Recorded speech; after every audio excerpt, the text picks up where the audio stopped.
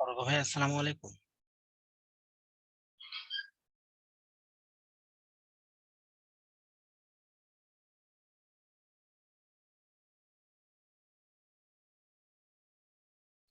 অর্ক ভাই শুনতে পাচ্ছেন? হ্যাঁ ভাই শুনতে পাচ্ছি, 1 মিনিট। আচ্ছা আচ্ছা, ওকে, ঠিক আছে ভাই। হ্যাঁ, আচ্ছা।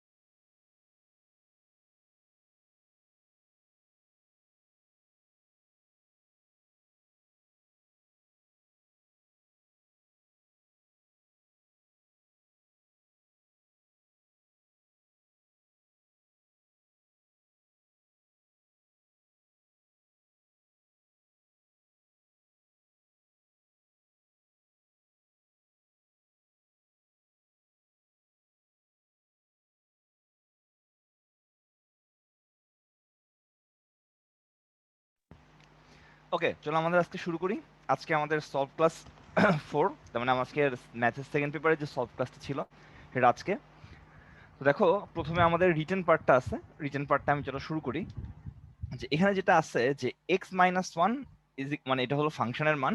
তাহলে আমাদেরকে প্রমাণ করতে হবে যে f x into f x plus two is equal to 21/100 যখন তোমার কি বলতো হচ্ছে তোমার কত বলতো 1/10, লেস দেন 1/10। তাহলে দেখো এফ এক্স যদি তোমার হচ্ছে তোমার এক্স মাইনাস ওয়ান হয়, তাহলে এফ এক্স প্লাস টুর মানটা কত হবে বলতো? এফ এক্স প্লাস টু হবে x plus two minus one, মানে কত আসতেছে? X plus one. তাহলে আমাদের এখানে যেটা প্রমাণ করতে বলছে আসলে এক্স মাইনাস ওয়ান আর এখানে হচ্ছে তোমার এক্স প্লাস ওয়ান এর মডুলাস লেস দেন 21/100। আর কি দেয়া আছে? এখান থেকে এরকম লেখা যায় যে এক্স স্কোয়ার মাইনাস ওয়ান এর মডুলাস লেস দেন 21/100। এইটা আসলে আমাদেরকে প্রমাণ করতে হবে। আর দেয়া আছে তোমার কি বলতো f x is less than 1/10, তার মানে আলটিমেটলি এক্স মাইনাস ওয়ান এর মডুলাস ইজ লেস দেন দেয়া আছে কি 1/10। তাহলে খেয়াল করো, আমরা যদি উভয় পক্ষে এরকম ভাবে নিয়ে চলে আসি -1/10 less than x minus one less than 1/10, এটা আমি নিয়ে আসলাম। তাহলে সব সাইডে এক যোগ করে দিলে -1/10 plus one less than x less than 1/10 plus one. তাহলে এখানে আসতেছে তোমার হচ্ছে 9/10 less than x less than কত বলতো 11/10। এখন যদি বর্গ করে দাও তাহলে আসবে 81/100 less than x square less than 121/100, 121 কত 100। তাহলে এখন চিন্তা করো, আমি যদি এখানে একটা -1 করি প্রমাণের জন্য, যে 81/100 মাইনাস ওয়ান লেস দেন কি বলতো x square minus one less than 121/100 minus one. যদি আমরা করি তাহলে খেয়াল করো যেটা আসতেছে সেটা হচ্ছে -19/100 less than x square minus one less than কত 21/100। একটা জিনিস খেয়াল করো, আমাদের এটা হলো -19 যদি বাই 100 যদি এখানে থাকে আর -21/100 যদি এখানে থাকে, তো খেয়াল করো এরকম না, উল্টা লিখছি, -19 -21। তো খেয়াল করো এক্স এর মান এই পুরা জিনিসটার মান -19/100 থেকে বড়। এই কথাটার মানে কিন্তু এটা কিন্তু অবশ্যই 21/100 থেকে বড় হবে। কোন একটা জিনিস যদি -19/100 থেকে বড় হয়, এটা অবশ্যই কিন্তু -21/100 থেকে বড় হবে। তো ডান পাশের সাথে ম্যাচ করার জন্য আমরা এরকম ভাবে লিখতেছি -21/100 less than x square minus one less than কত 21/কত 100। তাহলে এখন দেখো আমাদের এইখান থেকে আমরা লিখতে পারবো কি modulus of x square minus one less than 21/100। দেখো আমাদের যেটা প্রমাণ করতে বলছিল সেটা কিন্তু আমাদের অলরেডি প্রমাণ করা হয়ে গেছে। এরপরে চলো পরেরটাতে কি আছে, আমাদের 6√64 এর মানটা বের করতে হবে। তো এটা সিস্টেমটা কি ছিল, যে আমরা জানতাম যে 6√1 ছিল হচ্ছে +-1 +-ওমেগা +-ওমেগা স্কোয়ার।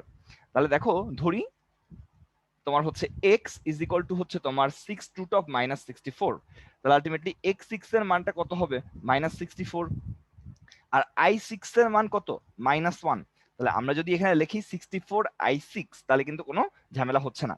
তাহলে যেটা আসতেছে দেখো x⁶, এটাকে আমরা লিখতে পারি 2⁶ i⁶ বা 2i⁶, তাহলে আসতেছে x/2i এটার হোল⁶ ইজ ইকুয়াল টু 1। তাহলে x/2i এর মানটা আসতেছে তোমার হচ্ছে 6√1। তাহলে আলটিমেটলি এটার মানটা এরকম চলে আসতেছে যে +-1 +-ওমেগা +-ওমেগা স্কয়ার। আমি যদি এখন 2i দিয়ে গুণ করে দিই, x is equal two +-2i +-2i omega +-2i omega square. এইটাই হচ্ছে আমার কিন্তু আনসার। ওকে, এটাই কিন্তু আমাদের আনসার। এরপরে দেখো এটা আছে যে আমাদেরকে y ইজ ইকুয়াল টু এটা হইলে এটা দেখাইতে হবে। তো সিম্পলি আমরা যদি এখানে একটা 1 যোগ করে দিই, 1 + y ইজ ইকুয়াল টু কি 1 + 2x + 3x স্কয়ার প্লাস কত 4x cube plus in dot dot dot dot dot dot infinity. এটা ছিল আমাদের কাহিনী। তাহলে দেখো এই যে 1 + y আছে আর ডান পক্ষটাকে লেখা যায় 1 - x⁻², বা এরকম ভাবে লেখা যায় 1/1 - x স্কয়ার। এখন তুমি যদি সাইড চেঞ্জ করে ফেলো 1 - x² ইজ ইকুয়াল টু কি আসবে 1/1 + y। তাহলে দেখো কি হবে যে আমরা যদি এখন বর্গমূল করে দেই 1 - x এর মান হয়ে যাবে 1 - এটার √1 + y, এরকম একটা ব্যাপার চলে আসবে, বা 1 + y⁻²। তাহলে খেয়াল করো 1 - x থাকলো, আর এখানে দেখো আমরা সূত্র যদি বসাই 1 + -1/(1) into y plus -1/2 -1/(2) y² plus -1/2 -1/2 -2/(3), ঠিক আছে? তাহলে কি আসবে y³ এইভাবে করতে করতে ইনফিনিটি পর্যন্ত যাবে। তো এখান থেকে একটা 1, এখান থেকে একটা 1 কাটা যায়। এবার এটা হিসাব করলে যা আসবে সেটা আমরা এখান থেকে দেখে দেখে লিখবো যে -x ইজ ইকুয়াল টু, দেখো এই যে এটা আসবে -1/2y, এটা মানে উল্টা লিখবা, প্লাস হচ্ছে কি বলতো, প্লাস হচ্ছে তোমার 3/8y, 3/8 আসছে মাইনাস প্লাস 3/8। আবার দেখো এইটা পুরাটা হিসাব করো, করে দেখবা যে তোমার এখানে কি আসছে, এই যে 5/16 আসছে, সো -5/16 y³, ঠিক আছে, plus dot dot dot dot infinity. এটা কিসের মান? -x এর মান। তাহলে x এর মানটা বের করে ফেলো, 1/2y -3/8y² প্লাস হচ্ছে কত 5/16 কি বলতো y³ minus dot dot dot dot infinity. দেখো প্রমাণিত। এরপরে দেখো আমাদের কি আছে, যে এই বিস্তৃতির 21তম এবং 22তম পদ সমান হলে x এর মান বের করো। তাহলে আমাদের দেখো 21তম পদ যদি আমাদের r হয়, 22তম পদ হচ্ছে আমাদের r+1। তাহলে দেখো t r+1/tr, এর সূত্রটা কি? সূত্রটা হচ্ছে তোমার n - r+1/r, আর এর মান হচ্ছে 21 ইন্টু x বাই কত a।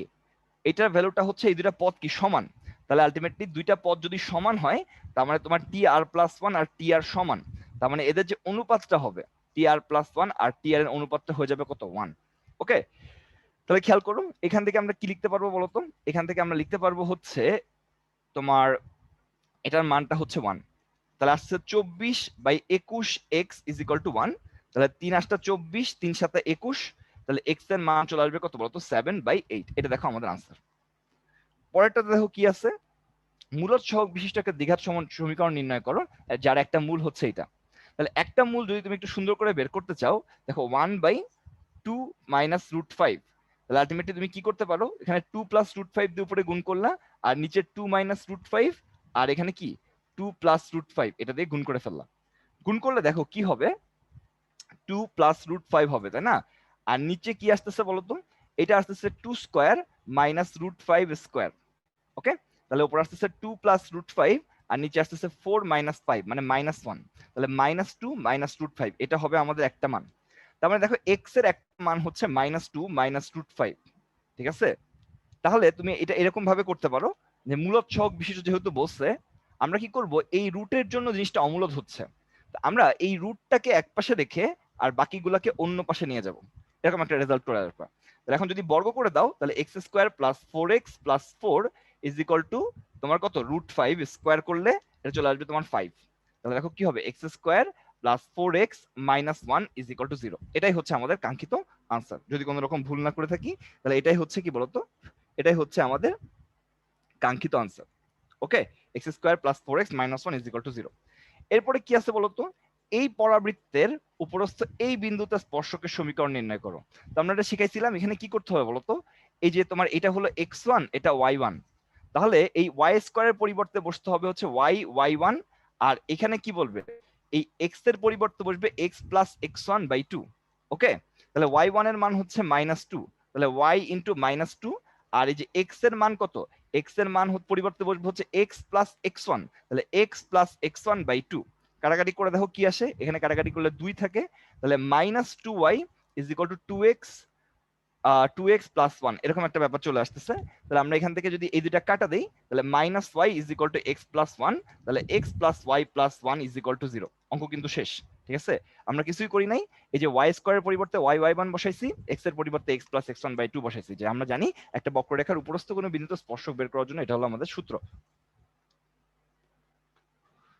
একটা ছক্কা ও একটা মুদ্রা একত্রে নিক্ষেপ করা হলো, একটা ছক্কা একটা মুদ্রা একত্রে নিক্ষেপ করা হলো, ছক্কায় মৌলিক সংখ্যা এবং মুদ্রায় হেড পাওয়ার সম্ভাবনা কত?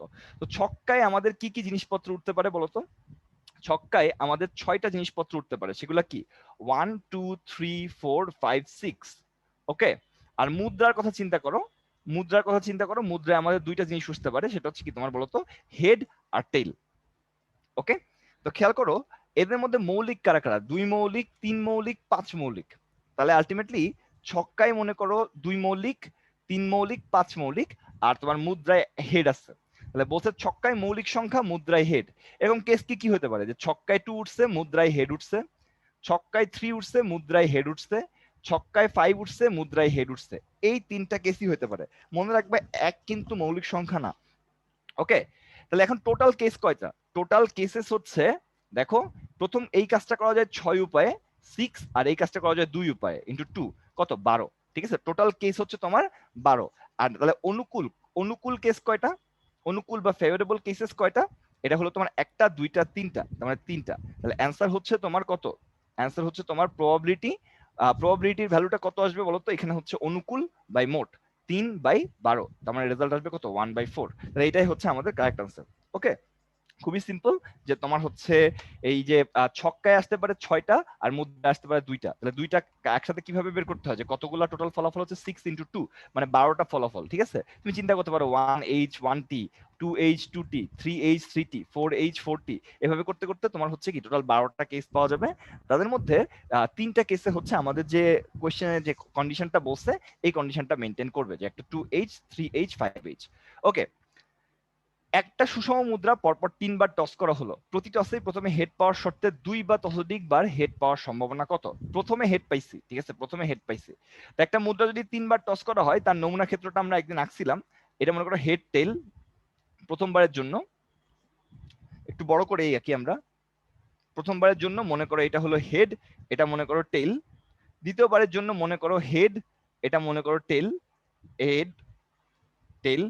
ওকে, তারপরে এখানে নিলাম হেড টেল, হেড টেল, হেড টেল, হেড টেল, এটা ছিল ঘটনা। তাহলে আমাদের কি কি কেস হতে পারে, হেড হেড হেড, তারপরে কি হেড হেড টেল, হেড টেল হেড, তারপরে কি হেড টেল টেল, তারপরে কি হবে টেল হেড হেড, তারপরে কি হবে টেল হেড টেল, তারপরে হবে কি হবে টেল টেল হেড, আর একটা হবে কি টেল টেল টেল। ওকে, এই টোটাল 8টা কেস।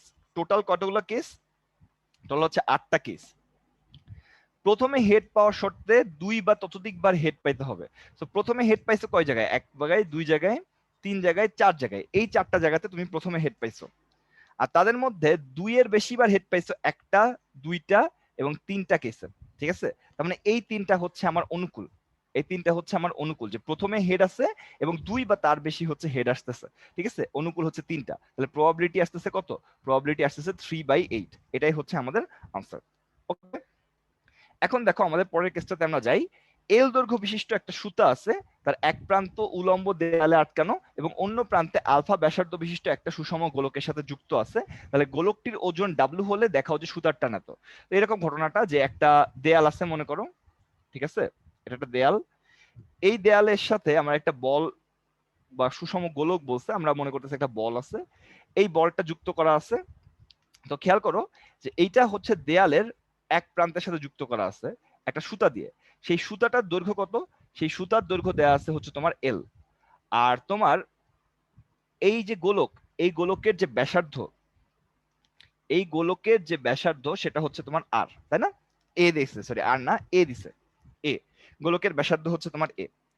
তাহলে যদি তোমার হচ্ছে একটা দেয়ালের একটা জায়গায় তুমি হচ্ছে একটা সুতা দিয়ে একটা বল এভাবে ঝুলায় রাখো, তাহলে কি হবে? এই যে বলের ওজন ডাব্লিউ এখানে কি করবে? খাড়া নিচের দিকে কাজ করবে। আচ্ছা, তারপরে কি এইদিকে সুতার টান টি উপরের দিকে কাজ করবে। এবং আরেকটা ফোর্স আমাদের এখানে কাজ করবে, সেটা হচ্ছে এই যে দেয়ালের সাথে এটা ঠেস দিয়ে লাগানো, এই দেয়াল তার লম্ব বরাবর দেয়ালটা কি করবে? তার প্রতিক্রিয়া বল দিবে। তাহলে এখানে একটা আর বল কাজ করবে, এটা 90 ডিগ্রি। এখন তাহলে খেয়াল করো, আমরা যদি একটু নাম দেই এ বি সি, এবিসি ত্রিভুজের দেখো এই বিসি বাহুর দৈর্ঘ্যটা হচ্ছে বৃত্তের ব্যাসার্ধের সমান। তো বিসি বাহু বরাবর আর মানের বল কাজ করতেছে, সিএ বাহু বরাবর টি মানের বল কাজ করতেছে, আর এবি বাহু বরাবর দেখো এবি যেদিকে এই দিক বরাবর ডাব্লিউ মানের বল কাজ করে সাম্যাবস্থা সৃষ্টি করতেছে। দেখো ত্রিভুজ এবিসি এর বিসি বাহু বরাবর আর, টি এ সি এ বাহু বরাবর টি এবং ডাব্লিউ নিচের দিকে মানে এবি বরাবর কাজ করে সাম্যাবস্থা সৃষ্টি করতেছে। তাহলে আমাদের বলের ত্রিভুজ সূত্রের লামি দিয়েও করা যায়। আমরা এটা এই বলের ত্রিভুজ সূত্রের বিপরীত সূত্র দিয়ে করব, ঠিক আছে? তাহলে একটু সুবিধা হবে। বিপরীত সূত্রানুসারে দেখো কি হয় বলতো, যে তোমার এই যে বলটা যে বাহুর বরাবর কাজ করে সেটা সেই বাহুর দৈর্ঘ্যের সমানুপাতিক। টি আর সি এর দৈর্ঘ্য যা, অনুপাত যা, আর আর বিসির অনুপাতটাও তাই, আর ডাব্লিউ আর এবির অনুপাত তাই। দেখো যে বলটা যে বাহু বরাবর কাজ করে সেটা তার দৈর্ঘ্যের সমানুপাতিক। তাহলে টি হচ্ছে তোমার সি এ বরাবর কাজ করে, তাহলে টি আর সি এর অনুপাত যা, আর হচ্ছে বিসি বরাবর কাজ করে, তাহলে আর আর বিসির অনুপাত তাই, আর ডাব্লিউ হচ্ছে এবি বরাবর কাজ করে, ডাব্লিউ আর এবির অনুপাতটাও তাই। তো দেখো সি এ দৈর্ঘ্যটাকে দেখো আমরা লিখতে পারবো কি এল প্লাস এ, তাহলে সি এ কে লিখতে পারবো এল প্লাস এ। বিসি দৈর্ঘ্যটাকে লিখতে পারবো হচ্ছে শুধু এ, আর ডাব্লিউটাকে আমরা পিথাগোরাস, এই এবি দৈর্ঘ্যটাকে আমরা পিথাগোরাস দিয়ে বের করবো, রুট ওভার এল প্লাস এ হোল স্কোয়ার মাইনাস এ স্কোয়ার। দেখো যে রুট ওভার এইটা অতিভুজ স্কোয়ার মাইনাস এ স্কোয়ার করলে আমরা কি এবি স্কোয়ারটা পেয়ে যাবো। তাহলে আসতেছে রুট ওভার এল স্কোয়ার প্লাস কত 2al। এটা যদি করো তাহলে মানগুলো সব বসায় দাও, টি ইজ ইকুয়াল টু কত আসবে? টি বাই হচ্ছে L plus A is equal to R by হচ্ছে এ, আর এখানে আসবে W divided by root over L square plus 2al। তাহলে এখান থেকে টি এর মানটা কি আসবে বলতো? ডাব্লিউ l plus a root over L square plus 2al। আর আর এর মানটা কি আসবে? ডাব্লিউ a root over L square plus 2al। দেখো প্রথমটা আমরা পেয়ে গেলাম। সো টি এর মানটা আমাদের আসলে প্রমাণ করতে বলছিল, তো দেখো এটা কিন্তু আমাদের প্রমাণিত। আর প্রমাণ করতে বলে নাই, বাট তারপর আমি দেখাই দিলাম। এবার চিন্তা করো, একটা সরলরেখায় চলমান বস্তুকণা কোন ধারাবাহিক t1 t2 t3 সময়ের গড় বেগ দেয়া আছে, হ্যাঁ, t1 t2 t3 সময়ের গড় বেগ দেয়া আছে কত? v1 v2 v3। তাহলে আমাদেরকে দেখতে হবে কি বলতো, v1 মাইনাস v2, এই জিনিসটা আমাদেরকে এভাবে বের করতে হবে যে v1 minus v2 v2 minus v3 is equal two t1 minus plus t2 t2 plus t3। ঠিক আছে, এখন গড় বেগটা আমরা কিভাবে বের করি? গড় বেগটা বের করার জন্য আমাদেরকে যেটা করতে হবে সেটা হচ্ছে আদি বেগ এবং শেষ বেগের গাণিতিক গড়টা বের করতে হয়। তো খেয়াল করো, আমরা যদি একটুখানি গ্রাফিক্যাল রিপ্রেজেন্টেশন তোমাদেরকে বোঝানোর চেষ্টা করি। দেখো যদি গ্রাফিক্যালি জিনিসটাকে আমরা একটু বোঝানোর চেষ্টা করি, এরকম একটা জিনিস আসবে, গ্রাফ আমাদের আসবে। যদি এদিকে আমরা ভি বসাই আর এদিকে যদি আমরা টি বসাই, দেখো আমাদের এই যে v is equal to u plus a t, এটার গ্রাফটা আমাদের আসে হচ্ছে y is equal to c plus কি বলতো এম এক্স এর মতো, তাই না? তাহলে এই বরাবর মনে করো আমাদের যেটা থাকবে এটা হলো আদি বেগ, এটা হলো কি আদি বেগ, এবং সেটার সাথে কি হবে আস্তে আস্তে আমার বেগটা বাড়তে থাকবে, y is equal to m x plus c এর মতো। এখানে সি হচ্ছে তোমার কি বলতো ইউ।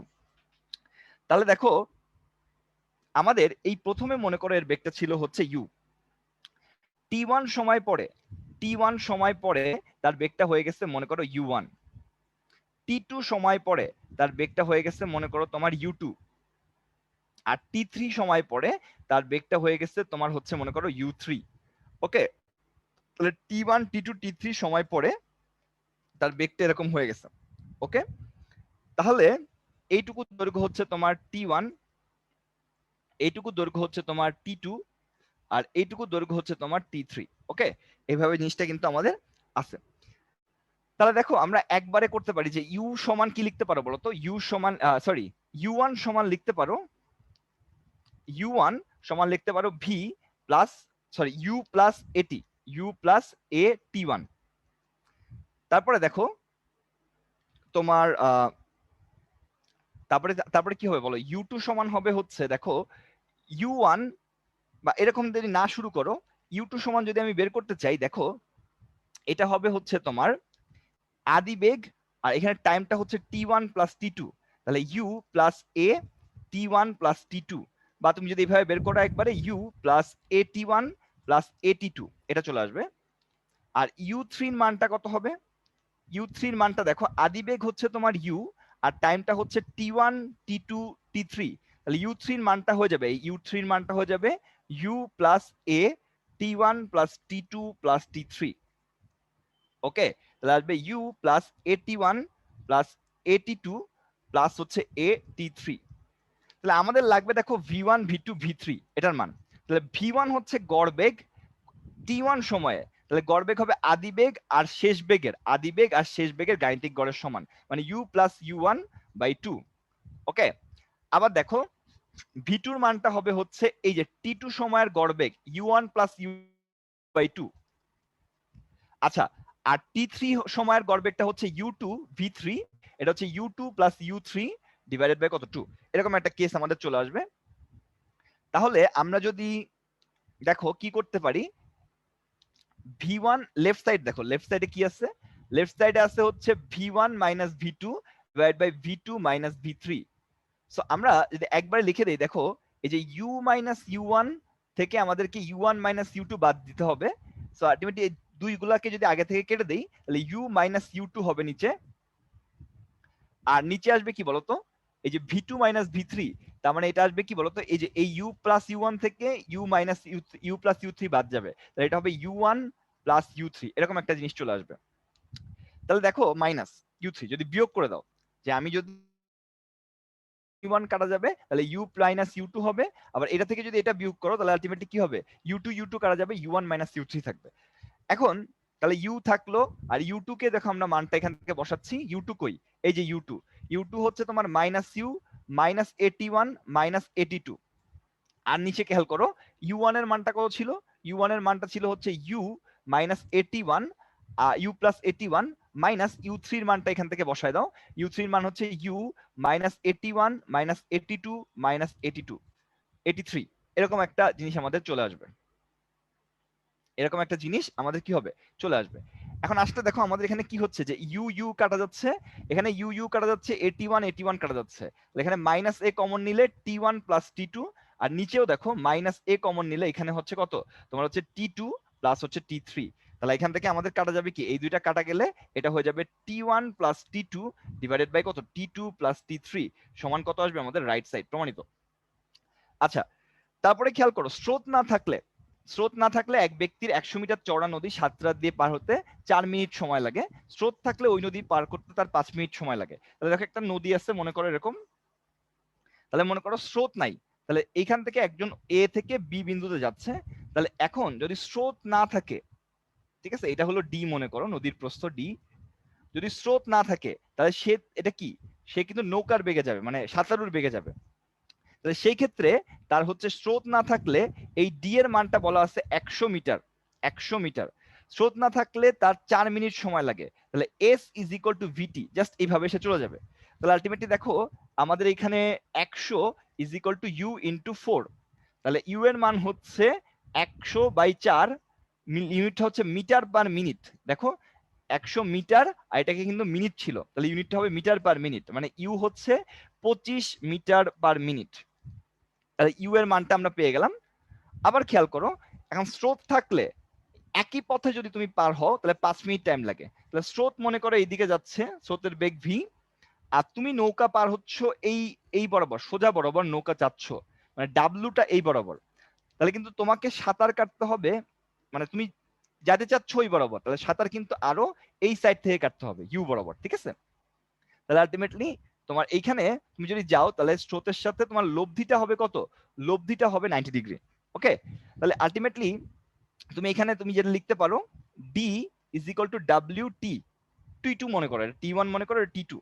তাহলে ডি এর মানটা হচ্ছে 100, আর এখানে ডাব্লিউর মানটা আমি জানি না, আর এই টি2 এর মানটা কত হবে, টি2 এর মানটা হবে হচ্ছে তোমার 5 মিনিট। ওকে, তাহলে ডাব্লিউর মানটা এখান থেকে আমি পাচ্ছি 20 মিটার পার মিনিট। ঠিক আছে, ডাব্লিউর মানটা পাওয়া যাচ্ছে 20 মিটার পার মিনিট। তো দেখো এই ত্রিভুজটার দিকে তাকায় দেখো, এটা ইউ, এটা ডাব্লিউ, এটা ভি। তাহলে এই ত্রিভুজের থেকে দেখো এটা লেখা যায় যে you square is equal to ডাব্লিউ স্কোয়ার প্লাস ভি স্কোয়ার, এটা লেখা যায়। তা আমার লাগবে স্রোতের বেগ, তাহলে ইউ স্কোয়ারের মানটা বসায় দাও, 25 square is equal two 20 square plus হচ্ছে ভি স্কোয়ার। তাহলে ভি স্কোয়ারের মানটা আসতেছে 25 স্কোয়ার মাইনাস 20 স্কোয়ার, মানে হচ্ছে 225। ওকে, তাহলে ভি স্কোয়ারের মান, তাহলে ভি এর মান হবে 15 মিটার পার মিনিট। এটাই কিন্তু আমাদের আনসার। ওকে, এটাই কিন্তু আমাদের আনসার। ওকে, এরপরে খেয়াল করো যে ও বিন্দুতে ক্রিয়াশীল পি আর কিউ মানের বল দুইটির লব্ধির মান আর কোন ছেদক এই রেখাকে পি কিউ আর কে এল এম এন বিন্দুতে ছেদ করে, তাহলে এটা প্রমাণ করতে হবে। সো ও বিন্দুতে মনে করো ক্রিয়াশীল আছে, একটা পি বলের আছে, একটা কিউ বল আছে, এবং তাদের লব্ধির মানটা হচ্ছে তোমার আর, লব্ধির মানটা আর। এখানে মনে করো কোনো না কোনো জায়গায় একটা ছেদক আছে, এখানে মনে করো কোনো না কোনো জায়গায় কি আছে, একটা ছেদক আছে। এই ছেদকটা তোমার হচ্ছে এই পি কিউ আর কে একটাকে এল, একটাকে এম, আর একটাকে এন বিন্দুতে ছেদ করছে। ওকে, পি কিউ আর কে সিরিয়ালি লিখবা যে এল এম এন বিন্দুতে ছেদ করছে। তাহলে আমাদেরকে এরকম কিছু প্রমাণ করতে হবে। তাহলে দেখো আমরা যদি এইখান থেকে এই ছেদকের উপর একটা লম্ব টানি, লম্ব টানি, এটা হলো ও বিন্দু মনে করো, ছেদকের উপর একটা লম্ব টানলাম, তাহলে দেখো ও এল বরাবর, ও এল বরাবর লম্বাংশ যদি তুমি নাও, ও এল বরাবর লম্বাংশ নিলে দেখো পি এর লম্বাংশ হবে পি কস অ্যাঙ্গেল এন ও এল, অ্যাঙ্গেল এন ও এল। তারপরে কিউ এর লম্বাংশ কি হবে, কিউ এর লম্বাংশ হবে অ্যাঙ্গেল এম ও এল। আর আর এর লম্বাংশ কি হবে, আর এর লম্বাংশ হবে আর কস অ্যাঙ্গেল কি হবে এন ও এল। লম্বাংশ উপপাদ্য কি ছিল, যে একটা নির্দিষ্ট দিকে দুই বা ততোধিক বলের লম্বাংশের যোগ সমষ্টি লব্ধির লম্বাংশের সমান। তাহলে ও এল বরাবর পি এর লম্বাংশ হবে পি কজ এন ও এল, কিউ এর লম্বাংশ হচ্ছে কিউ কজ এম ও এল, আর এর লম্বাংশ হবে আর কজ এন ও এল। এটা আমরা লিখে দিলাম। এখন কজ মানে হচ্ছে ভূমি বাই অতিভুজ, তাহলে এখানে ভূমি হচ্ছে ও এল, অতিভুজ হচ্ছে ও এন, তাহলে ও এল বাই কত ও এন। ঠিক আছে, ও এল বাই কি আসলো, সরি এল তো না, আসলে আমাদের এটা একটু ভুল লিখছি, একটু ভুল লিখছি, এন এল ছিল এই বিন্দুটা, তাহলে এটা এক্স দাও, এখানে সব জায়গায় এক্স হবে, এল না, এলটা এক্স হবে, কিছুই হয় নাই, জাস্ট এই জায়গাটা এক্স হবে। দেখো যে আলটিমেটলি এটা এল ও এক্স, এটা হলো এন ও এক্স, এটা হলো এম ও এক্স, এটা এক্স দিলাম, যাও এক্স দিলে এরকম একটা রেজাল্ট আসবে। তাহলে দেখো কি হচ্ছে যে পি এটা হলো ভূমি বাই অতিভুজ, তাহলে ultimately O X by O L, plus Q এটা হলো ভূমি বাই অতিভুজ, তাহলে O X by O M, আর এখানে আর এটা আসবে কত বলতো O X by O N, O X divided by O N. তাহলে সব জায়গা থেকে এই ও এক্স গুলা কাটা যায়, তাহলে দেখো কি আসতেছে p by O L plus হচ্ছে তোমার q by O m, q by O m is equal to R by কত ও এন। এটা দেখো আমাদের প্রমাণ করতে বলছিল, অলরেডি কিন্তু প্রমাণিত যে এই ও বিন্দুতে পি আর কিউ এবং মানের লব্ধির মান ছিল আর, তাহলে একটা ছেদক পি কে এল বিন্দুতে, কিউ কে এম বিন্দুতে, আর কে এন বিন্দুতে ছেদ করছে। তাহলে আমরা চাচ্ছিলাম কিছু একটা প্রমাণ করতে। তাহলে এইটার জন্য আমরা যেটা করলাম যে এই যে ছেদকটা আছে ও থেকে এর উপর একটা লম্ব টানছি ও এক্স, এটা আমি ভুলে এল ধরছিলাম, তাহলে আলটিমেটলি পি এর লম্বাংশ ও এক্স বরাবর, এখানে ও এল হবে না, এটা হবে ও এক্স বরাবর তোমার হচ্ছে কি বলতো পি এর লম্বাংশ হবে P cos angle L O X, এটা কি হবে Q cos angle M O X, আর আর এর লম্বাংশ হবে R cos angle N O X. আর কজ মানে ভূমি বাই অতিভুজ, ভূমি বাই অতিভুজ, ভূমি বাই অতিভুজ, এগুলো জাস্ট বসাই দিছি, বসাই দিলে হয়ে যাচ্ছে, ও এক্স গুলো সব কাটা যায়। আচ্ছা, এরপরে দেখো সুষম ত্বরণে চলমান সরলরেখা বরাবর একটা একটা বিন্দু কণা টি1 টি2 টি3 সময় যথাক্রমে 3টি ক্রমিক দূরত্ব অতিক্রম করে। তো যদি তাই হয়, তুমি একটু যদি খেয়াল করতে চাও, দেখো আমাদের কি ঘটনা ঘটতেছে, যে একটা বস্তু কণা আছে, এইটা মনে করো ইউ আদিবেগ নিয়ে যাচ্ছিল, তার ভি ভার্সেস টি এর গ্রাফটা দেখো আমরা একটু ড্র করার চেষ্টা করতেছি। ঠিক আছে, এখান থেকে এইটুকু টাইমটা মনে করো টি1, এই সময় অতিক্রান্ত দূরত্ব হচ্ছে এস, পরের এখানের এইটুকু দূরত্ব মানে টাইমটা মনে করো t2, এখানে অতিক্রান্ত দূরত্ব s, এবং পরের এখানের টাইমটা হচ্ছে তোমার t3, এখানের অতিক্রান্ত দূরত্ব হচ্ছে s। এটা বলা হয়েছে যে t1 t2 t3 সময়ে তিনটা সমান ক্রমিক দূরত্ব অতিক্রম করছে, সেটা হচ্ছে s s s। তাহলে এখন তোমার হচ্ছে বলছে যে এরকম কিছু প্রমাণ করতে হবে। তো দেখো প্রথম কেসটার জন্য এইটা যদি আমি v ধরি, v1 দাও, এটা হলো v2 দাও, এটা মনে করো v3 দিলাম, তাহলে তুমি বলতে পারবা যে ভাইয়া আপনি s এর মানটা চলেন বের করি। এই প্রথম s এর মানটাকে আমরা লিখতে পারবো u plus v by 2t, u plus v by 2t, t1। তাহলে আমাদের লাগবে 1 বাই t1 এর মান, তাহলে 1 বাই t1 এর মানটা হয়ে যাবে u plus v by 2s। একটু খেয়াল করে দেখো তো যে যখন আমাদের প্রথম বেগটা ছিল u আর শেষ বেগটা ছিল v1, এগুলা v1 হবে, তাহলে আলটিমেটলি সেই ক্ষেত্রে দেখো এই টাইমটা ছিল t1, টাইমটা কেমন আসছে, আদি বেগ প্লাস শেষ বেগ বাই 2 ইন্টু দূরত্ব, আদি বেগ প্লাস শেষ বেগ ডিভাইড বাই 2 ইন্টু দূরত্ব। তো সিমিলারলি আমরা এটা বলতে পারবো না যে 1 বাই টি টুর মান, যে টি টু কই আছে, এই যে টি টু, তাহলে এটার আদি বেগ হচ্ছে v1, শেষ বেগ হচ্ছে v2, এই টি টু সময়ের জন্য আদি বেগ v1, শেষ বেগ হচ্ছে v2 আর দূরত্ব হচ্ছে s। তাহলে আমরা কি বলতে পারবো, এটা হচ্ছে v1 plus v2 divided by কত বলতো 2s। আবার চিন্তা করো যে আমাদের এই জায়গাটায় t3 এর জন্য আদি বেগ হচ্ছে v2 আর শেষ বেগ হচ্ছে v3, তাহলে আলটিমেটলি দেখো 1 বাই টি টুর মানটা কি হবে, 1 বাই টি টুর মানটা এটা দেখে যে আদি বেগ প্লাস শেষ বেগ, তাহলে আসবে কত v2 plus v3 divided by 2 into দূরত্ব। আচ্ছা এবার পুরা কেসটার কথা চিন্তা করো, এই পুরা প্রথমে এস দূরত্ব অতিক্রম করছে টি1 সময়ে, টি2 সময় আরো এস দূরত্ব অতিক্রম করছে, টি3 সময় আরো এস দূরত্ব অতিক্রম করছে। তাহলে এইখানে তুমি যদি এভাবে চিন্তা করো যে এখানে আদি বেগ হচ্ছে ইউ আর শেষ বেগ কত, শেষ বেগ হচ্ছে তোমার v3, তাহলে টোটাল অতিক্রান্ত দূরত্ব হচ্ছে S plus S plus S. তাহলে আর টাইমটা কত সেই ক্ষেত্রে টি1 প্লাস টি2 প্লাস টি3, তাহলে এটা লেখা যায় 1 বাই টি1 প্লাস টি2 প্লাস টি3। এটার মানটা দেখো কি আসতেছে, এই যে আদি বেগ প্লাস শেষ বেগ, তাহলে কত আসতেছে u plus v3 divide by 2, আর অতিক্রান্ত দূরত্ব হচ্ছে একটা দুইটা তিনটা 3s, এরকম একটা রেজাল্ট আসতেছে। সো এখান থেকে দেখো তাহলে আমরা এরকম লিখতে পারবো, এই যে 3টাকে যদি আমি চাইলে একটু এই পাশে নিয়ে আসি প্রমাণের সুবিধার্থে, 3 divided by t1 plus t2 plus t3, এটা কত হবে বলতো, এটা আসবে u plus v3 divide by 2s। দেখো এটা কিন্তু আমাদের চলে আসলো।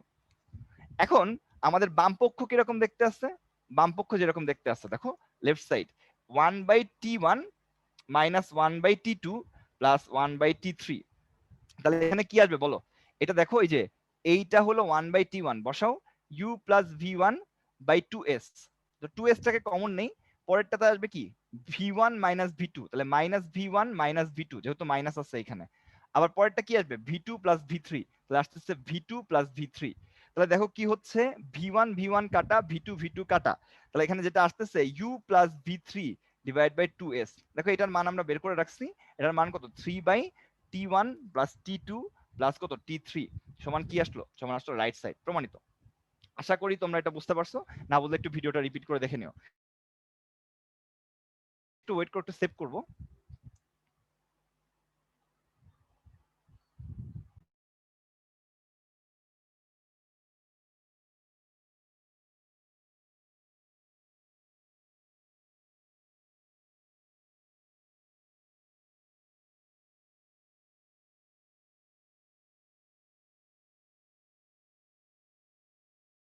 ওকে, এখানে কি বলা হয়েছে যে z1 আর z2 দুটো জটিল সংখ্যা, z1 এর মডুলাস দেয়া আছে, আর্গুমেন্ট দেয়া আছে, আর z1 z2 এর মডুলাস আর আর্গুমেন্ট দেয়া আছে, তাহলে z2 এর মানটা বের করতে হবে।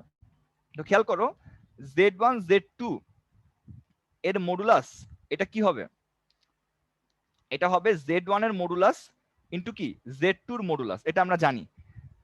তাহলে z1 z2 এর মডুলাসটা দেয়া আছে 6, তাহলে এটা লিখতে পারবো 6 ইজ ইকুয়াল টু z1 এর মডুলাস হচ্ছে 3 ইনটু কত z2 এর মডুলাসটা আমি জানি না, তাহলে দেখো এখান থেকে বলতে পারবা z2 এর মডুলাসটা হচ্ছে 2। ওকে, z2 এর মডুলাসটা আমি বলতে পারবো কত 2। আবার z1 আর z2 এর আর্গুমেন্ট কি হবে, argument of z1 z2 গুণফলের argument কি হয়, যোগ হয়ে যায়, z1 প্লাস আর্গুমেন্ট অফ কত হবে z2। তাহলে খেয়াল করো যে এই z1 এর আর্গুমেন্ট ছিল 7 পাই বাই 20 প্লাস হচ্ছে আর্গুমেন্ট অফ z2, আর এইখানে এটার আর্গুমেন্ট ছিল 3π/5, তাহলে 3π/5, তাহলে এটা লেখা যাচ্ছে। তাহলে তুমি যদি এখন হিসাব করো আর্গুমেন্ট অফ Z2, এটার মানটা আসবে 3π/5 মাইনাস 7π/20, তাহলে কত আসে বলতো? 3/5 মাইনাস 7/20, এটা করলে যেটা আসবে আমি একবার একটু লিখে দিচ্ছি π/4, এটা করলে যেটা আসবে সেটা হচ্ছে তোমার π/4। তাহলে দেখো আমরা যে কমপ্লেক্স নাম্বার নিয়ে কাজ করতেছি Z2, যার মানটা বের করতে বলছে, তার মডুলাস হচ্ছে 2, আর্গুমেন্ট হচ্ছে π/4। তাহলে আলটিমেটলি এটা কেমন হবে? এটা হবে হচ্ছে তোমার আমি একটু এখানে লিখি, z এর মানটা এরকম হয়ে যাবে যে 2 cos π/4 প্লাস i sin π/4, এটা হলো আমাদের r cos থিটা পোলার ফর্মে লিখলে। তাহলে দেখো 2 1/√2 প্লাস i ইন্টু 1/√2, ঠিক আছে? এই যে আমরা এই ফর্মেটে লিখছি যে z is equal two r cos theta plus i sin theta, এটা পোলার ফর্মে লিখছি। তাহলে দেখো এটা যদি লেখো তাহলে কত আসবে? 2/√2 প্লাস হচ্ছে 2/√2i, তার মানে √2 প্লাস √2i, তাহলে বি নাম্বারটা হবে আমাদের কারেক্ট অ্যান্সার। এরপরে খেয়াল করো আমাদের এই জিনিসটা আছে z plus z bar by 2 আর z minus z bar by 2। তো খেয়াল করো z plus z bar by 2 এর মডুলাস, আর একটা কি আছে z minus z bar by 2 এর মডুলাস, এটা হলো মডুলাস অফ z। ওকে, তাহলে এটা যদি আমি একবারে করি তাহলে খেয়াল করো আমরা জিনিসটা জানি না, z এর সাথে যদি আমি z বার যোগ করি মানে হচ্ছে z মানে হচ্ছে তোমার x প্লাস iy আর z বার মানে হচ্ছে x মাইনাস iy, তাহলে এটা কি হবে বলতো? যোগ করলে আসবে 2x আর বিয়োগ করলে আসবে হচ্ছে কত? এটা আসবে তোমার 2iy। তাহলে তুমি যদি এখানে বসায় দাও, বসায় দিলে দেখো কি আসবে?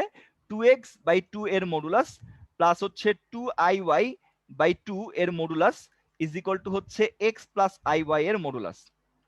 তাহলে এই দুইটা কাটা যাচ্ছে, এখানে দুইটা কাটা যাচ্ছে, লেখা আছে √x স্কোয়ার প্লাস হচ্ছে √y square is equal two √x square plus y square. দেখো এরকম একটা ব্যাপার চলে আসছে, √x square plus √y square plus √x square plus y square.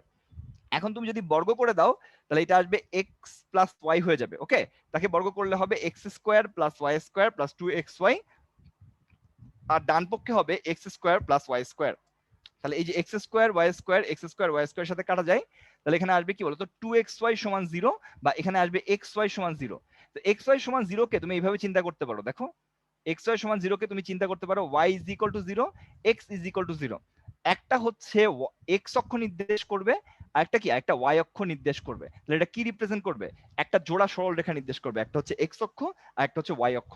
x is equal to 0 হচ্ছে y অক্ষ আর y ইজ ইকুয়াল টু 0 হচ্ছে তোমার x অক্ষ। এরপরে এটার মানটা আমাদেরকে বের করতে হবে যে summation of n is equal to 1 থেকে 100 ln ni। তাহলে এখানে আসলে ঘটনাটা কি বলছে? এখানে বলছে ln i plus ln 2i plus ln 3i, এরকম করতে করতে ln 100i এই পর্যন্ত আমাদেরকে বের করতে বলছে। তো দেখো এইখানে এই যে গুণ আকারে আছে 2 আর i, লগারিদমের মধ্যে কিন্তু ভেঙে দেওয়া যায়। দেখো এটাকে এরকম চিন্তা করা যায় যে তোমার এখানে ln i আছে আর এখানে ln 2 আছে প্লাস কি আছে ln i আছে। আবার এইটাকেও কিন্তু ভাঙা যায়, এটাকে লেখা যায় ln 3 আছে প্লাস কি আছে ln i আছে গুণ আকারে থাকলে। এভাবে করতে করতে দেখো এটা লাস্টেরটাকে ভাঙলে কি হবে? ln 100 হবে প্লাস কি আসবে ln i আসবে। তো খেয়াল করো যে প্রত্যেকটার মধ্যে একটা করে কি আছে ln i ln i ln i, দেখো তিনটার মধ্যে তিনটা আছে, তাহলে 100টার মধ্যে কি হবে? 100টার মধ্যে হচ্ছে 100 ln i এরকম থাকবে। আর তুমি এভাবে চিন্তা করতে পারো যে ভাইয়া তার সাথে কি থাকবে? ln 2 ln 3, আর এখানে একটা এটার এইভাবে চিন্তা করা যায় যে একসাথে একটা ln 1 ছিল, কারণ ln 1 এর মানটা হচ্ছে 0। তাহলে এখানে এরকম হবে যে হচ্ছে ln 1 প্লাস ln 2 প্লাস এভাবে করতে করতে ln 100 এরকম ভাবে যাবে। তাহলে দেখো যে জিনিসটা হচ্ছে যে 100 ln i কে লেখা যায়, দেখো i এর জন্য মডুলাস হচ্ছে 1 আর i এর জন্য আর্গুমেন্ট হচ্ছে π/2। তাহলে এটাকে যদি অয়লার আকৃতিতে লেখো r e two the power i theta, এটা আসবে কত 1 e two the power i π/2, তাহলে আলটিমেটলি আসবে e two the power i π/2। তাহলে 100 ln e two the power i π/2। আর এইখানে এই পুরো জিনিসটাকে লেখা যায় দেখো ln 1 plus ln 2 plus ln 3, তাহলে এইভাবে লিখতে পারো যে সামেশন অফ ln n, যেখানে n ইজ ইকুয়াল টু 1 থেকে 100, 1 বসালে প্রথমটা পাবা, 0 হবে তার মান, 2 বসালে দ্বিতীয়টা পাবা, 3 বসালে তার তৃতীয়টা পাবা, এইভাবে জিনিসটা যাবে। ওকে, তাহলে এখানে দেখো এই যে তোমার এই পার্টটা পাওয়ারটা সামনে চলে আসবে, তাহলে এটা হবে 100 ইন্টু কত আসবে, I পাই বাই 2 প্লাস হচ্ছে summation of loan n, n is equal to 0 থেকে 100, মানে 1 থেকে 100। লেখার জায়গা নাই, তো এখানে দেখো আমি লিখতেছি যে 100 আর e to the power I pi by 2 থেকে এখানে দেখো কি আসবে, যে ইন্টু আই পাই বাই 2 তার সাথে হচ্ছে লন ই প্লাস হচ্ছে summation of n is equal to 1 থেকে 100 লন n। ওকে, তাহলে এখন আমার এই পাই বাই 2 কাটাকাটি করলে 50, তাহলে 50 পাই আই প্লাস হচ্ছে লন এর মান হচ্ছে 1, এটার মান হচ্ছে 1, আর summation of n is equal to 1 থেকে 100 লন n, এরকম একটা ব্যাপার চলে আসবে। তাহলে আলটিমেটলি দেখো এটা কই আছে, এটা মনে হয় এই যে বি নাম্বারে আছে। সো বি নাম্বার হচ্ছে আমাদের কারেক্ট অ্যান্সার। একটু কমপ্লিকেটেড এবং যথেষ্ট কমপ্লিকেটেড, তোমরা একটু দেখতে পারো। এরপরে খেয়াল করো আই এর পাওয়ার, ওমেগার পাওয়ার আই আছে, তার পাওয়ারে আবার এই জিনিসটা আছে। তো চলো আই এর পাওয়ারটা বের করার জন্য কিন্তু লাস্টের দুইটা ডিজিট যেটা আছে 22, 22 কে যদি আমি 4 দিয়ে ভাগ করি, 4 5 কি আসবে 20, তাহলে এই 2, তাহলে আই টু দি পাওয়ার এই বিশালটার মান আই টু দি পাওয়ার 22, 32, তারপরে কি আছে 56, 23, 22, এটার মানটা কিন্তু আমরা সিম্পলি এরকম লিখতে পারি যে আই স্কোয়ার বা -1।